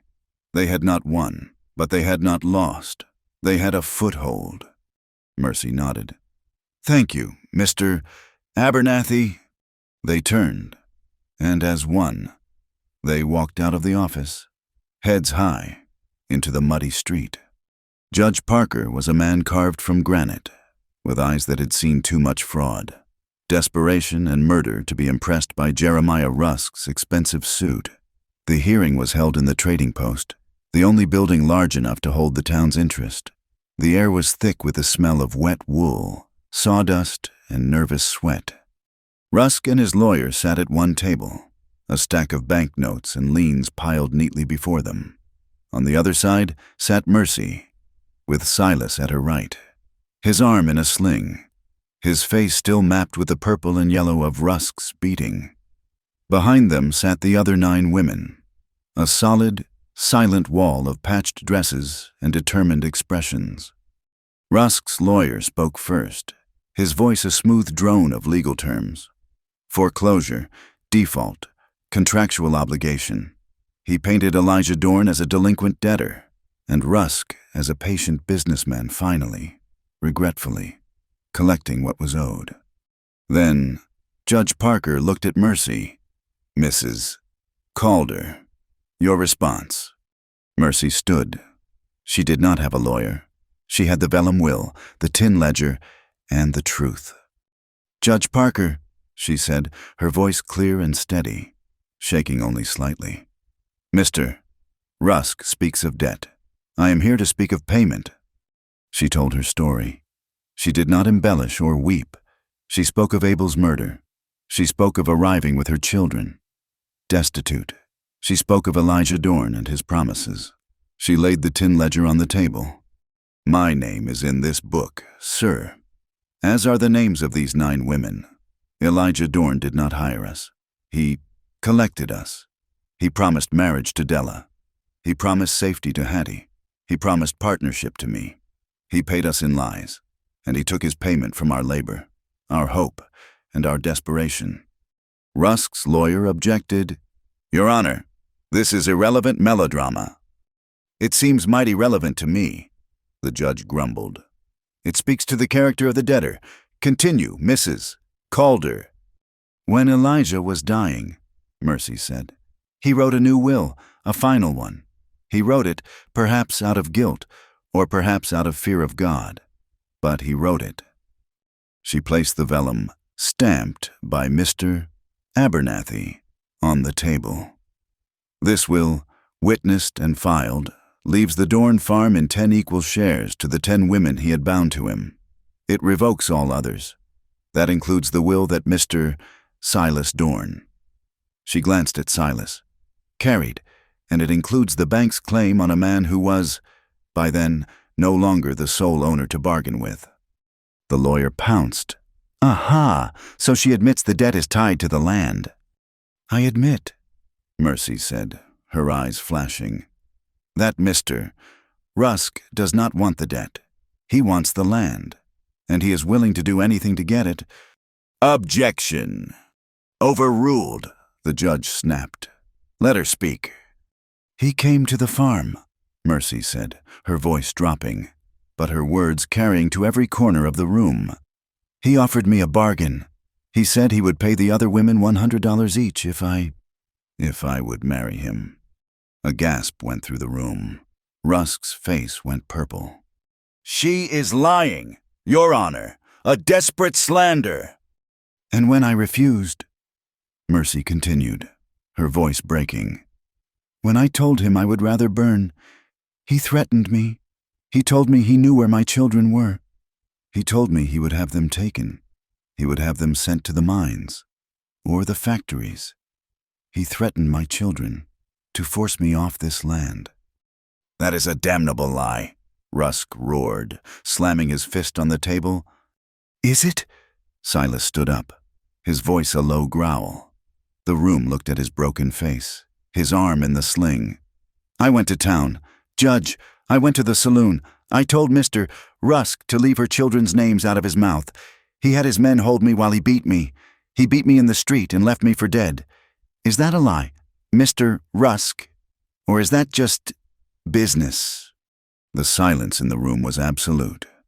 Rusk looked at the judge, at the deputy, at the cold faces of the townsfolk. He had miscalculated. He had assumed these women were powerless, that this soldier was a drifter. He had not counted on their voices. Judge Parker stared at Rusk for a long, cold minute. He took the vellum will and read it.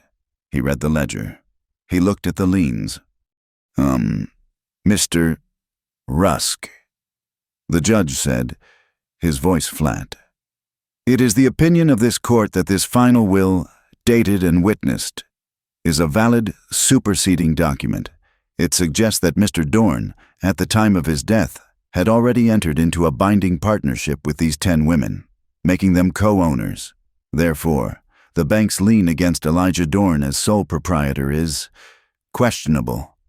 "Your Honor, this is an outrage." "What is an outrage?" the judge said, his voice rising to a roar. "Is threatening a woman's children. It is an outrage to use violence to settle a civil dispute. I find that your claim is invalid. The Dorn farm and all its debts are hereby remanded to the 10 women listed in this will, to do with as they see fit. I am also advising you, Mr. Rusk, that your presence in this territory is no longer welcome. You have 48 hours to settle your affairs and ride out. If I see your face in my circuit again, I will have you jailed for jury tampering and aggravated assault. This hearing is over." Mercy's legs gave out. She sank into her chair, her hands covering her face, her shoulders shaking with the silent, agonizing relief of a war finally won. Silas put his good hand on her shoulder. Behind her, the women were weeping, laughing, holding each other. They were free. Spring came not as a season, but as a revelation. The snow, which had been their white prison, melted away, and the land, which Silas had remembered as broken, revealed itself. It was not dead, it was sleeping. Crocuses pushed up through the mud. splashes of defiant purple. The creek, once a frozen line of ice, now roared with meltwater. The grass in the valley turned a deep, shocking green. The farm, once a battlefield, became a project. The women, now co-owners of 320 acres of debt and opportunity, had to decide. The work was endless. The farmhouse was sagging. The fences were gone. The barn roof still leaked. The debt was real, over $2,000 to the bank. "We sell," Della said. The first night after the verdict, she was not hysterical, just practical. "We sell the land, we pay the debt, and we walk away with $200 apiece. It's more than we came with." "Walk away where?" Hattie said. She was cleaning her rifle, her movements precise. "This is the only home I've known. I'm not running. I own this. I'm staying." And so they fractured. But this time, it was not with bitterness. It was with choice. Della, true to her word, sold her share. Mercy, Silas, and Hattie pooled their meager resources and bought it from her. Della left on the eastbound stage, dressed in a new blue traveling suit, her face set toward a city where she might find a man with prospects, not just promises. Sarah, the quiet one, sold her share as well, using the money to rent a room in town and take a job as Mr. Abernathy's full-time assistant. She had found she liked the neat, orderly world of ledgers and stamps. 3 others left. Their shares were bought out by the remaining 5. Mercy, Hattie, and 2 older widows, Mary and Eliza, who had nowhere else to go. The farm, once a crowded refuge, became a partnership. Silas stayed. He was not an owner. He had no claim. He was, by his own definition, a hired hand, but he worked from sunup to sundown. He and Hattie, an unlikely pair, took on the fences. They dug new posts, strung new wire. He taught her how to brace a corner post, and she taught him how to track a coyote. Mercy, Mary, and Eliza took on the house and the garden. They planted 2 acres of potatoes, corn, and beans, their hands in the rich, dark soil. They were no longer surviving. They were building. The land under their shared hands began to bloom. The garden sprouted. They bought 6 new chickens and a pregnant sow. The farm, which had smelled of rot and despair, now smelled of turned earth, pine sawdust, and hope. The farmhouse itself needed the most work. The foundation, soaked by the thaw, was soft. "It has to be torn down," Silas said one evening, looking at the sagging porch. "The main sill is rotted through." "Tear it down?" Mercy looked at him, her heart sinking. It was the only shelter she had. "And rebuilt," he said, "board by board, stronger, the way it should have been." And so they began. They dismantled the old farmhouse, the place where Elijah had died, the place where they had hidden from the storm. They saved every good board, every sound nail. They laid a new stone foundation, working side by side from dawn until dusk. Silas's shoulder had healed, leaving a puckered, angry red scar. He worked without a shirt in the warm June sun, his body lean and hard from the labor. Mercy worked beside him, hauling stones, setting beams, her own body growing strong, her face browned by the sun. They spoke little. They did not need to. They communicated in the shared rhythm of the hammer, the scrape of the trowel, the grunt of lifting a heavy beam. They were, in this work, a single fluid motion. One evening, they were sitting on the new-laid floor of the kitchen, sharing a tin cup of water, watching the sun set over the hills. The hills were no longer threatening. They were theirs. "We'll have the roof on before the first snow," Silas said, wiping the sweat from his forehead. "It's a good house," Mercy said, her voice quiet. "It's solid." He looked at her. Her hair was loose, damp with sweat. Strands of it stuck to her cheek. She had a smudge of dirt on her nose. He had never seen anything more beautiful. "Mercy," he said, his voice rough. She looked at him, her heart giving a slow, heavy beat. "Marry me." She froze. The cup in her hand trembled. "What?" "Marry me," he said again, his voice steady, his eyes on hers. "Not for this house, not for this land. I have no claim on it. I know that. I'll always be a hired hand here." "Silas?" "No, let me say it. I'm not asking for a share. I'm not asking for anything, except you. I wake up in the loft every morning, and the first thing I think of is your face. I go to sleep at night, and it's the last thing I see. I love you. Mercy Calder, I cannot live without you. Marry me." She stared at him, her eyes wide. She saw his earnest, open face.